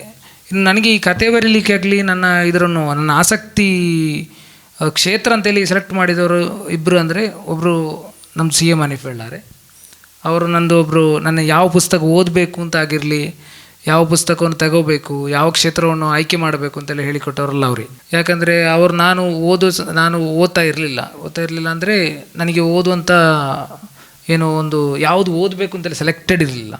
ಆ ಸಂದರ್ಭದಲ್ಲಿ ನನ್ನನ್ನು ಯಾವ ಪುಸ್ತಕ ಓದಬೇಕು ಅಂತೇಳಿ ಪ್ರೇರೇಪಿಸಿದವರು ಕೂಡ ಅವರು. ಈ ಪುಸ್ತಕನ ಓದಿದರೆ ನನಗೆ. ಮತ್ತು ನೀವು ಬರೆಯುವುದರ ಬಗ್ಗೆ ಹೇಳಿದಿರಲ್ಲ, ಮತ್ತು ಈಗ ನೋಡಿ ಯಾರಿಗೂ ಓದಲಿಕ್ಕೂ ಪುರ್ಸತ್ತಿಲ್ಲ, ಬರೀಲಿಕ್ಕೂ ಪುರ್ಸತ್ತಿಲ್ಲ, ಎಲ್ಲ ಮೊಬೈಲೇ ಅವರ ಟೈಮನ್ನೆಲ್ಲ ಹಾಳು ಮಾಡ್ತಾ ಇದೆ. ಈ ಒಂದು ಸಂದರ್ಭದಲ್ಲಿ ನಿಮ್ಮ ವೃತ್ತಿಯ ಒತ್ತಡದ ನಡುವೆ, ನಿಮ್ಮ ಫ್ಯಾಮಿಲಿ ಅದರ ನಡುವೆ ಕೂಡ ನೀವು ಈ ಬರೆಯುವುದಕ್ಕೆ ಮತ್ತು ಓದುವುದಕ್ಕೆ ಸಮಯವನ್ನೆಲ್ಲ ಹೇಗೆ ಹೊಂದಿಸ್ಕೊಳ್ತಾ ಇದ್ದೀರಿ? ಸಮಯ ಇಲ್ಲ ಅಂತ ಹೇಳೋದು ಒಂದು ಸುಳ್ಳು. ಯಾಕಂದರೆ ಉದಾಹರಣೆ ನೋಡಿ, ನಾನು ದೊಡ್ಡ ಓದುಗಾರನೇ ಏನಲ್ಲ, ಆದರೂ ಕೂಡ ಪುಸ್ತಕ ಓದ್ತೇನೆ ನಾನು. ನನಗೆ ಯಾವ ಪುಸ್ತಕ ಒಂದು ಹಿಡಿಸಿತ್ತು ಅಂದರೆ ಅದನ್ನು ನಾನು ಮುಗಿಸಿ ಹೇಳ್ತೇನೆ. ಅದು ಯಾವ ರೀತಿ ಅಂದರೆ, ಈಗ ನೋಡಿ ನನಗೆ ಕೆಲವೊಮ್ಮೆ ಡ್ಯೂಟಿ 10 ಗಂಟೆ ತನಕ ಕೂಡ ದೀರ್ಘ ಆಗ್ತದೆ ರಾತ್ರಿ. ಅದು ಕಳೆದ ನಂತರ ಕೂಡ ಕೆಲವೊಂದು ಸಲ ಓದಿದ್ದಿದ್ದೆ. ನಾನು ಈಗ ಹೇಳಿದ ಹಾಗೆ ಮಲಬಾರ್ನಲ್ಲಿದ್ದಾಗ ಯಾವ ರೀತಿ ನಾನು ಪುಸ್ತಕ ಓದ್ತಾ ಇದ್ದೆ, ಆವಾಗ ಮಲೆಗಳ ಮದುಮಗಳು ಎಷ್ಟು 1000 ಹತ್ತಿರದ ಪುಟಗಳಿವೆ. ಅದನ್ನು ಯಾವ ರೀತಿ ಓದಿದೆ ಅಂದರೆ, ನಾನು ಸ್ಟೇರ್ ಕೇಸಲ್ಲಿ ಕುಳಿತು ಓದ್ತಾ ಇರಬೇಕಾದ್ರೆ ಯಾರಾದರೂ ಬರೋರು ನಡ್ಕೊಂಡು, ಎಲ್ಲಾದರೂ ಊಟ ಮಾಡಿಕೊಂಡು ಏನಾದರೂ ಊಟ ಮಾಡ್ಕೊಂಡು ಸಹೋದ್ಯೋಗಿಗಳು ಬರ್ತಾರೆ. ಬಂದ ಸಂದರ್ಭದಲ್ಲಿ ಇವನಿಗೆಂತ ಹುಚ್ಚಿದೆಯಾ, ರಾತ್ರಿ ಎಲ್ಲ ಓದೋದು, ಹೆಚ್ಚು ಓದಬೇಡ ಮಾರ, ಹುಚ್ಚಾಗ್ತೀಯಾ ಅಂತೆಲ್ಲ ಕೇಳೋದು. ಅದು ಒಂಥರ ಏನಾಗ್ತದೆ ಅಂದರೆ, ಓದುವವರು ಅಂದರೆ ಒಂಥರ ಏನು ಹೇಳ್ತಾರಲ್ಲ, ವಿಚಿತ್ರ, ಏನೋ ಮಂಗಳಗ್ರಹದಿಂದ ಬಂದವ್ರ ಥರ ನೋಡ್ತಾರೆ ನಮ್ಮ ಮನೆಯವರು. ನಾನು ಬಸ್ಸಲ್ಲಿ ಕೂತ್ಕೊಳ್ಳುವಾಗ ಹಾಗೆ, ನಾನು ಬಸ್ಸಲ್ಲಿ ಕೂತ್ಕೊಳ್ಳುವಾಗ ಪುಸ್ತಕ ಓದೋದು ಕಡಿಮೆ, ಯಾಕಂದರೆ ತಲೆ ಸುತ್ತು ಬರ್ತದೆ ನನಗೆ. ಆದರೂ ಕೂಡ ನಾನು ಕೆಲವೊಂದು ಸಲ ಆ ಪುಸ್ತಕ ನನ್ನನ್ನು ಏನು ಮಾಡ್ತೇನೆ ಅಂದರೆ, ಇದಾಗೋಲ್ಲ ಏನು ಅಂದರೆ, ಏನು ಮಾಡ್ತೇನೆ ಈಗ ಓದಲೇಬೇಕು ಅಂತೇಳಿ ನಾನು ಪ್ರೇರೇಪಿಸ್ತದೆ. ಆ ಸಂದರ್ಭದಲ್ಲಿ ಕೆಲವೊಮ್ಮೆ ಓದಲಿಕ್ಕೆ ಸ್ಟಾರ್ಟ್ ಮಾಡಿದರೆ ನಾನು ಮರೆತು ಹೋಗ್ತೇನೆ, ನಾನು ಓದ್ತಾ ಇದ್ದೇನೆ ಅಂತೇಳಿ ನೆನಪಾದ ಕೂಡಲೇ ಒಂದೋ ಪುಸ್ತಕದ ರುಚಿ ಹೊರಟೋಗಿರಬೇಕು. ಆ ಸಂದರ್ಭ ನೆನಪಾಗ್ತದೆ. ಆ ನೆನಪಾದಾಗ ತಲೆ ಸುತ್ತ ಬರಲಿಕ್ಕೆ ಸ್ಟಾರ್ಟ್ ಆಗ್ತದೆ. ಆಗಲೇ ಸ್ಟಾಪ್ ಮಾಡ್ತೇನೆ ನಾನು ಓದೋದು. ಇನ್ನು ನಾನು ಕೆಲವೊಮ್ಮೆ ಏನಾಗ್ತಾರೆ ಅಂದರೆ, ಈ ರಜಾ ಸಂದರ್ಭದಲ್ಲಿ ಮನೆಯಲ್ಲಿ ಕೂತ್ಕೊಂಡು ಒಂದು ಪ್ಲೇಸಲ್ಲಿ ಕೂತ್ಕೊಳ್ತೇನೆ, ಅಲ್ಲಿ ಪುಸ್ತಕ ಓದಲಿಕ್ಕೆ ಸ್ಟಾರ್ಟ್ ಮಾಡ್ತೇನೆ. ಕೆಲವರು ಕೇಳೋದಿದೆ, ನೀನು ಕಾಡಿನ ನಡುವೆ ಎಲ್ಲ ಕೂತ್ಕೊಂಡು ಓದುತ್ತಾ ಅಂತೇಳಿ. ಬರೆಯುವುದು ಯಾವ ಸಮಯದಲ್ಲಿ ನೀವು? ಬರೆಯುವುದು ಅಂದರೆ ಹೆಚ್ಚಾಗಿ ನನಗೆ ಬರಹಕ್ಕೆ ಸಮಯ ಇಲ್ಲ. ನಾನು ಕೆಲವೊಮ್ಮೆ ರಾತ್ರಿ ಏನಾಗ್ತದೆ ಅಂದರೆ, ರಾತ್ರಿ ಸಂದರ್ಭದಲ್ಲಿ ನನ್ನ ಕತೆ ಬ್ಲೂ ಪ್ರಿಂಟ್ ಆಗಿರ್ತದೆ. ಮೊದಲು ಕತೆ ಬರೆಯುವಂಥ ಬ್ಲೂ ಪ್ರಿಂಟ್ ಹಾಕ್ಕೊಳ್ತೇನೆ, ಯಾವ ರೀತಿ ಯಾವ ಪಾತ್ರಧಾರಿ ಯಾವ ರೀತಿ ಕ್ಲೈಮ್ಯಾಕ್ಸ್ ತರ್ಬೋದು. ಬಹುಶಃ ಬ್ಲೂ ಪ್ರಿಂಟ್ ಪ್ರಕಾರನೇ ನಡ್ಕೊಂಡು ಹೋಗೋದಿಲ್ಲ ಕತೆ. ಈಗ ನೀವು ಕಥಾಸ್ಪರ್ಧೆ ಕತೆ ಓದಿರ್ಬೋದು. ಕಥಾಸ್ಪರ್ಧೆ ಕಥೆಯನ್ನು ನಾನು ಅಷ್ಟು ಎಕ್ಸೈಟಿಂಗಾಗಿ ಫಿನಿಷ್ ಮಾಡಬೇಕಾಗಿ ಇರಲಿಲ್ಲ. ಅಂದರೆ ಅದೊಂದು ಸಾಮಾನ್ಯ ಕಥೆಯಾಗಿ ಹೋಗ್ತಾ ಇತ್ತು. ಆದರೆ ಏನಾಗ್ತಂದರೆ, ಕೊನೆಯ ಇದು ಬರಿತಾ ಬರುವಾಗ ಅದು ಸಡನ್ನಾಗಿ ಬದಲಾಗ್ತದೆ ಫೀಲಿಂಗ್ಸ್. ಅಂದರೆ ನಾನು ಈ ರೀತಿ ಬರೆದರೆ ಹೇಗಾಗ್ಬೋದು ಅಂತೇಳಿ ಫೀಲಿಂಗ್ಸ್ ಬರಲಿಕ್ಕೆ ಸ್ಟಾರ್ಟ್ ಆಗ್ತದೆ. ನಾನು ಬರೆಯುವ ಸಂದರ್ಭ ಅಂದರೆ, ಈಗ ನೋಡಿ ನಾನು ತಲೆಯಲ್ಲಿ ಒಂದು ಬ್ಲೂ ಪ್ರಿಂಟ್ ಹಾಕಿಡ್ತೇನೆ. ಹಾಕಿಟ್ಟ ನಂತರ ಅದೇನಾಗ್ತದೆ ಅಂದರೆ, ಕತೆ ಬರಿತಾ ಹೀಗೆ ಯಾವುದಾದ್ರೂ ಒಂದು ಸ್ವಲ್ಪ ಟೈಮ್ ಸಿಕ್ಕರೆ, ಕೆಲವೊಮ್ಮೆ ನಾನು ರಾತ್ರಿ ಆದರೂ ಕೂಡ ರಾತ್ರಿ ಮಲಗಿದ ಸಂದರ್ಭದಲ್ಲಿ ನಿದ್ದೆ ಕೆಲವೊಮ್ಮೆ ಹತ್ತದ ಸಂದರ್ಭದಲ್ಲಿ ಕೂತ್ಕೊಂಡು ಮೊಬೈಲಲ್ಲಿ ಟೈಪ್ ಮಾಡಲಿಕ್ಕೆ ಸ್ಟಾರ್ಟ್ ಆಗ್ತೇನೆ. ನಾನು ಬರೆದದೆಲ್ಲ ಮೊಬೈಲಲ್ಲಿ ಇಷ್ಟರವರೆಗೆ. ಮತ್ತು ಕೆಲವರು ಈಗ ಒಂದು ಕತೆ ಬರಿಬೇಕಾದ್ರೆ ಕನಿಷ್ಠ ಮತ್ತು ಗರಿಷ್ಠ ಸಮಯ ಮಿತಿ ಎಷ್ಟು ತಗೊಳ್ಬೋದು? ಕೆಲವರು ಒಂದೊಂದು ಕಥೆಯನ್ನು ಒಂದು ಸಂದರ್ಶನದಲ್ಲಿ ನಾನು ಕೇಳಿದೆ 2 ವರ್ಷ 3 ವರ್ಷ ಎಲ್ಲ ಆಗ್ತದಂತೆ ಒಂದು ಸಣ್ಣ ಕಥೆಯನ್ನು ಫಿನಿಷ್ ಮಾಡಲಿಕ್ಕೆ. ನಿಮಗೆ ಒಂದು ಕಾಲ ಅವಕಾಶ ಎಷ್ಟು ಬೇಕು? ಒಂದು ಕನಿಷ್ಠ ನೀವು ಉಪಯೋಗಿಸಿದ ಕನಿಷ್ಠ ಸಮಯ ಮತ್ತು ಗರಿಷ್ಠ ಸಮಯ ಎಷ್ಟಾಗಿರ್ಬೋದು? ಕುತೂಹಲಕ್ಕೆ ಕೇಳ್ತಾ ಇದ್ದೇನೆ. ನನ್ನದು ಕತೆ ಹೇಳೋದಾದರೆ, ಈಗ ಒಂದು ಅಪೂರ್ಣವಾದಂಥ ಒಂದು ಕತೆ ನನ್ನ ಕೈಯಲ್ಲಿದೆ ಈಗಲೂ ಕೂಡ. ಅದನ್ನು ಕ್ಲೈಮ್ಯಾಕ್ಸ್ ಚೇಂಜ್ ಮಾಡಬೇಕು ಅಂತೇಳಿ ತುಂಬ ಪ್ರಯತ್ನ ಪಟ್ಟಿದ್ದೇನೆ. ಕೆಲವೊಮ್ಮೆ ಚೇಂಜ್ ಆಗ್ತದೆ. ನನಗೆ ನೆನಪಿದ್ದಾಗೆ ಅವಧಿಯಲ್ಲಿ ಪ್ರಕಟವಾದಂಥ ಸೈಕೋ ಅಂತ ಒಂದು ಕತೆ ಇದೆ. ನನಗೆ ಫಸ್ಟಿಗೆ ಮದಿಮಾಲ್ ಕತೆಗೆ ಇದು ಆಯ್ಕೆ ಆಗಿತ್ತು, ಯಾವುದು ವಿಜಯ ಕರ್ನಾಟಕದಲ್ಲಿ. ನೆಕ್ಸ್ಟಿಗೆ ವಿಜಯ ಕರ್ನಾಟಕಕ್ಕೆ ಬರೆದ ಕತೆ ಸೈಕೋ ಅಂದರೆ ಕಥೆಯ ವಿಭಿನ್ನ, ಅಂದರೆ ಆ ಕತೆ ಒಂಥರ ಏನಾಗಿತ್ತು ಅಂದರೆ, ಫಿನಿಶ್ ಆದ ಕಥೆಯನ್ನು ನಮಗೆ ಹರಿಬರಿಯಲ್ಲಿ ಮುಗಿಸಬೇಕು. ಅಂದರೆ ಕಥಾ ಸ್ಪರ್ಧೆಗೆ ಬೇಕಾದ ಕತೆ ಬರೀತಾ ಇದ್ದ ಆ ಸಂದರ್ಭದಲ್ಲಿ. ಆವಾಗ ಏನಾಗಿತ್ತು ಅಂದರೆ, ಅದು ತುಂಬ ತಪ್ಪು ನಾವು ಮಾಡ್ತಾ ಇರೋದು. ಅಂದರೆ ಈಗ ಸ್ಪರ್ಧೆಗೆ ಬೇಕಾಗಿ ಯಾವತ್ತು ಕತೆ ಬರೀಬಾರ್ದು. ಕತೆ ಬರೆದ ನಂತರ ಸ್ಪರ್ಧೆಗೆ ಕೊಡ್ಬೋದು. ಈ ಕತೆ ಬರೆದ ನಂತರ ಏನಾಯಿತು ಅಂದರೆ, ಅದನ್ನು ಬದಲಿಸಬೇಕು ಅಂತೇಳಿ ಒಂದು ಫೀಲಿಂಗ್ಸ್ ಬರಲಿಕ್ಕೆ ಸ್ಟಾರ್ಟ್ ಆಯಿತು. ನಾನು ಯಾವಾಗಲೂ ನನಗೆ ನನ್ನ ಕತೆಗೆ ವಿಮರ್ಶೆ ಕೇಳಬೇಕಾಗಿ ಅಥವಾ ಓದಲಿಕ್ಕೆ ಬೇಕಾಗಿ ಒಬ್ಬರಿಗೆ ನಾನು ಕೊಡ್ತೇನೆ, ಯಾರಿಗಾದ್ರೂ ಒಬ್ರಿಗೆ ಕೊಡ್ತೇನೆ. ಹೆಚ್ಚಿನ ಸಮಯದಲ್ಲಿ ಸಿ ಎಂ ಮಣಿ ಪಿಳ್ಳಾರವರಿಗೆ ಕೊಡ್ತೇನೆ. ಅವರು ಹೇಳಿದರು ಅಷ್ಟು ಇದಾಗಿಲ್ಲ, ಟೈಮ್ ಆಯ್ತಲ್ಲ ಕಳಿಸ್ಕೊಡ್ಬೋದು ಅಂತೇಳಿ ಕಳಿಸ್ಕೊಟ್ಟೆ ನಾನು. ಅದು ರಿಜೆಕ್ಟ್ ಆಯಿತು. ಅದರ ನಂತರ ನಾನು ಅದನ್ನು ಬದಲಿಸಿದ ನಂತರ ಅವಧಿಗೆ ಕೊಟ್ಟೆ. ಅವಧಿಯಲ್ಲಿ ಪ್ರಕಟಿಸಿದ್ರು ಆ ಕತೆ. ಸ್ವಲ್ಪ ನನಗೆ ಖುಷಿಯಾಗೋ ರೀತಿಯಲ್ಲೇ ಅದು ಫಿನಿಶ್ ಆಯಿತು. ಇನ್ನು ನೀವು ಕತೆಗೆ ಎಷ್ಟು ಸಮಯ ತಗೊಳ್ತೀರಿ ಅಂತ ಕೇಳಿದರೆ, ನಾನು ಮೊದಲನೇದಾಗಿ ನಾನು ಬರೀತಾ ಅರ್ಧದಲ್ಲಿ ನಿಲ್ಲಿಸೋದಿಲ್ಲ ಕತೆ. ನಾನು ಫಸ್ಟಿಗೆ ತಲೆಯಲ್ಲಿ ಬ್ಲೂ ಪ್ರಿಂಟ್ ಮಾಡ್ಕೊಂಡು ಇಡ್ತೇನೆ. ಅದು ಕೆಲವೊಮ್ಮೆ 1 ವರ್ಷ ಆದರೂ ಆದಿತ್ತು, 1 ವರ್ಷ ನೀವು ಹೇಳಿದಾಗ 2 ವರ್ಷ ಆದರೂ ಆದಿತ್ತು. ಅದು ಕೆಲವೊಮ್ಮೆ ಏನಾಗ್ತದೆ ಅಂದರೆ, ಈ ಕಥೆನೂ ಈಗ ಉದಾಹರಣೆಗೆ ನಾನು ಹೇಳಿದೆ, ಯಾವುದು ಕೇರಳದಲ್ಲಿ ನಾನು ಒಬ್ಬರ ಜಿನ್ ಬಳಿಗೆ ಹೋಗಿದ್ದೆ ಅಂತೇಳಿ. ಆ ಜಿನ್ನಿನ ಕತೆ ಮಾತ್ರ ಫಸ್ಟಿದ್ದ ಫೇಸ್ ಮಾತ್ರ ನನ್ನ ತಲೆಯಲ್ಲಿ ಉಳಿದಿತ್ತು, ಯಾವುದಾದ್ರೂ ಒಂದು ದಿವಸ ಕತೆ ಬರೀಬೇಕು ಅಂತೇಳಿ. ಅದರ ನಂತರ ಏನಾಯಿತು ಅಂದರೆ, ಸಡನ್ನಾಗಿ ನೆನಪಾಗ ಈಗ ನೋಡಿ ಎಷ್ಟು ವರ್ಷ ಆಯಿತು. ಅದರ ನಂತರ ಅದರ ನೆಕ್ಸ್ಟ್ ಫಿನಿಶಿಂಗ್ ಅಂದರೆ ಅವರನ್ನು ನೋಡಿದಾಗ, ಅಲ್ಲಿದ್ದಂಥ ಅಧ್ಯಕ್ಷರ ಮಾತು ಕೇಳಿದಾಗ ಒಬ್ಬರ ಅಧ್ಯಕ್ಷರನ್ನು ವಿಲನ್ ಮಾಡಬೇಕು ಅಂತೇಳಿ ಮನಸ್ಸಾಯಿತು.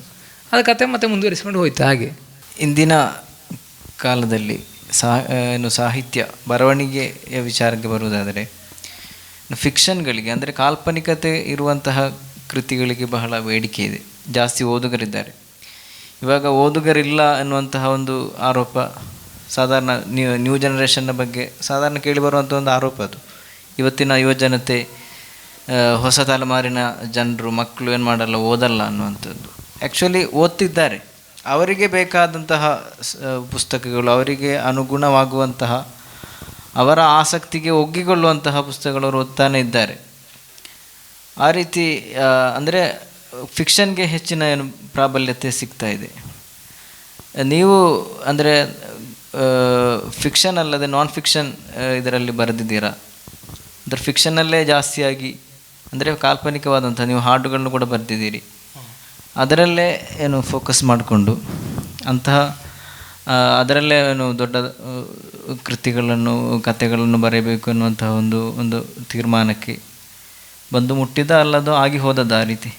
ಅದು ಹಾಗೆ ಕೇಳಿದರೆ ನಾನು ಏನು ಮಾಡ್ತೆ ಅಂದರೆ, ಕತೆಗಿಂತ ಮೊದಲು ಬಹುಶಃ ನಾನು ಲೇಖನ ಬರೀತಾ ಇದ್ದೆ. ಲೇಖನ ಅಂದರೆ ಒಂದು ಯಾವುದನ್ನು ಪತ್ರಿಕೆ ಲೇಖನ ಕಳಿಸಿಕೊಡ್ಬೇಕು ಅಂತೇಳಿ. ನಾನು ರಹಮತ್ ತರೀಕೆರೆ ಅವರ ಹಿತ್ತಲ ಜಗತ್ತು ಆಗಲಿ, ಅವರ ಕೆಲವು ಪ್ರಬಂಧಗಳಾಗಲಿ, ಸಾರು ಸಹಸ್ರಾರು ಅಂತ ಇದೆಲ್ಲ ಓದಿರ್ಬೋದು ನೀವು. ಅದೆಲ್ಲ ಓದಿದರೆ ಆ ಥರ ನನಗೆ ಒಂಥರ ಈ ತೇಜಸ್ವಿಯವ್ರನ್ನ ಓದ್ಕೊಂಡ್ರೆ ಪಾತ್ರಧಾರಿಯಲ್ಲಿ ಅವರು ಹಾಸ್ಯವನ್ನು ಜಾಸ್ತಿ ಹರಿಸ್ತಾರೆ. ಅವರು ನಾನೇನು ಮಾಡ್ತಾರೆ ಅಂದರೆ, ಒಂದು ವಿಷಯ ಸಿಕ್ಕಿದಾಗ ಹಾಸ್ಯದ ಎಡೆಗೆ ಜಾಸ್ತಿ ಇದು ಮಾಡ್ಕೊಂಡು ಹೋಗ್ತೇನೆ. ಆಗ ನನಗೇನಾಯ್ತು ಅಂದರೆ, ಅದರ ಪರಿಣಾಮವಾಗಿ ಒಂದು ಕನ್ನಡಕ ದಾರಿಯ ತಲ್ಲಣಗಳು ಅಂತೇಳಿ ಒಂದು ಇದು ಬರೆದಿದ್ದೇನೆ. ಅಂದರೆ ಒಂದು ಸಣ್ಣ ಲಲಿತ ಪ್ರಬಂಧದ ರೀತಿಯಲ್ಲಿ. ನನ್ನ ಕನ್ನಡಕ ಬರುವಾಗ ಎಷ್ಟು ಕಷ್ಟ ಆಯಿತು ನನಗೆ, ಅದು ಒಂದು ಹಾಸ್ಯ ರೀತಿಯಲ್ಲಿ ಇದು ಮಾಡಿದಂತು.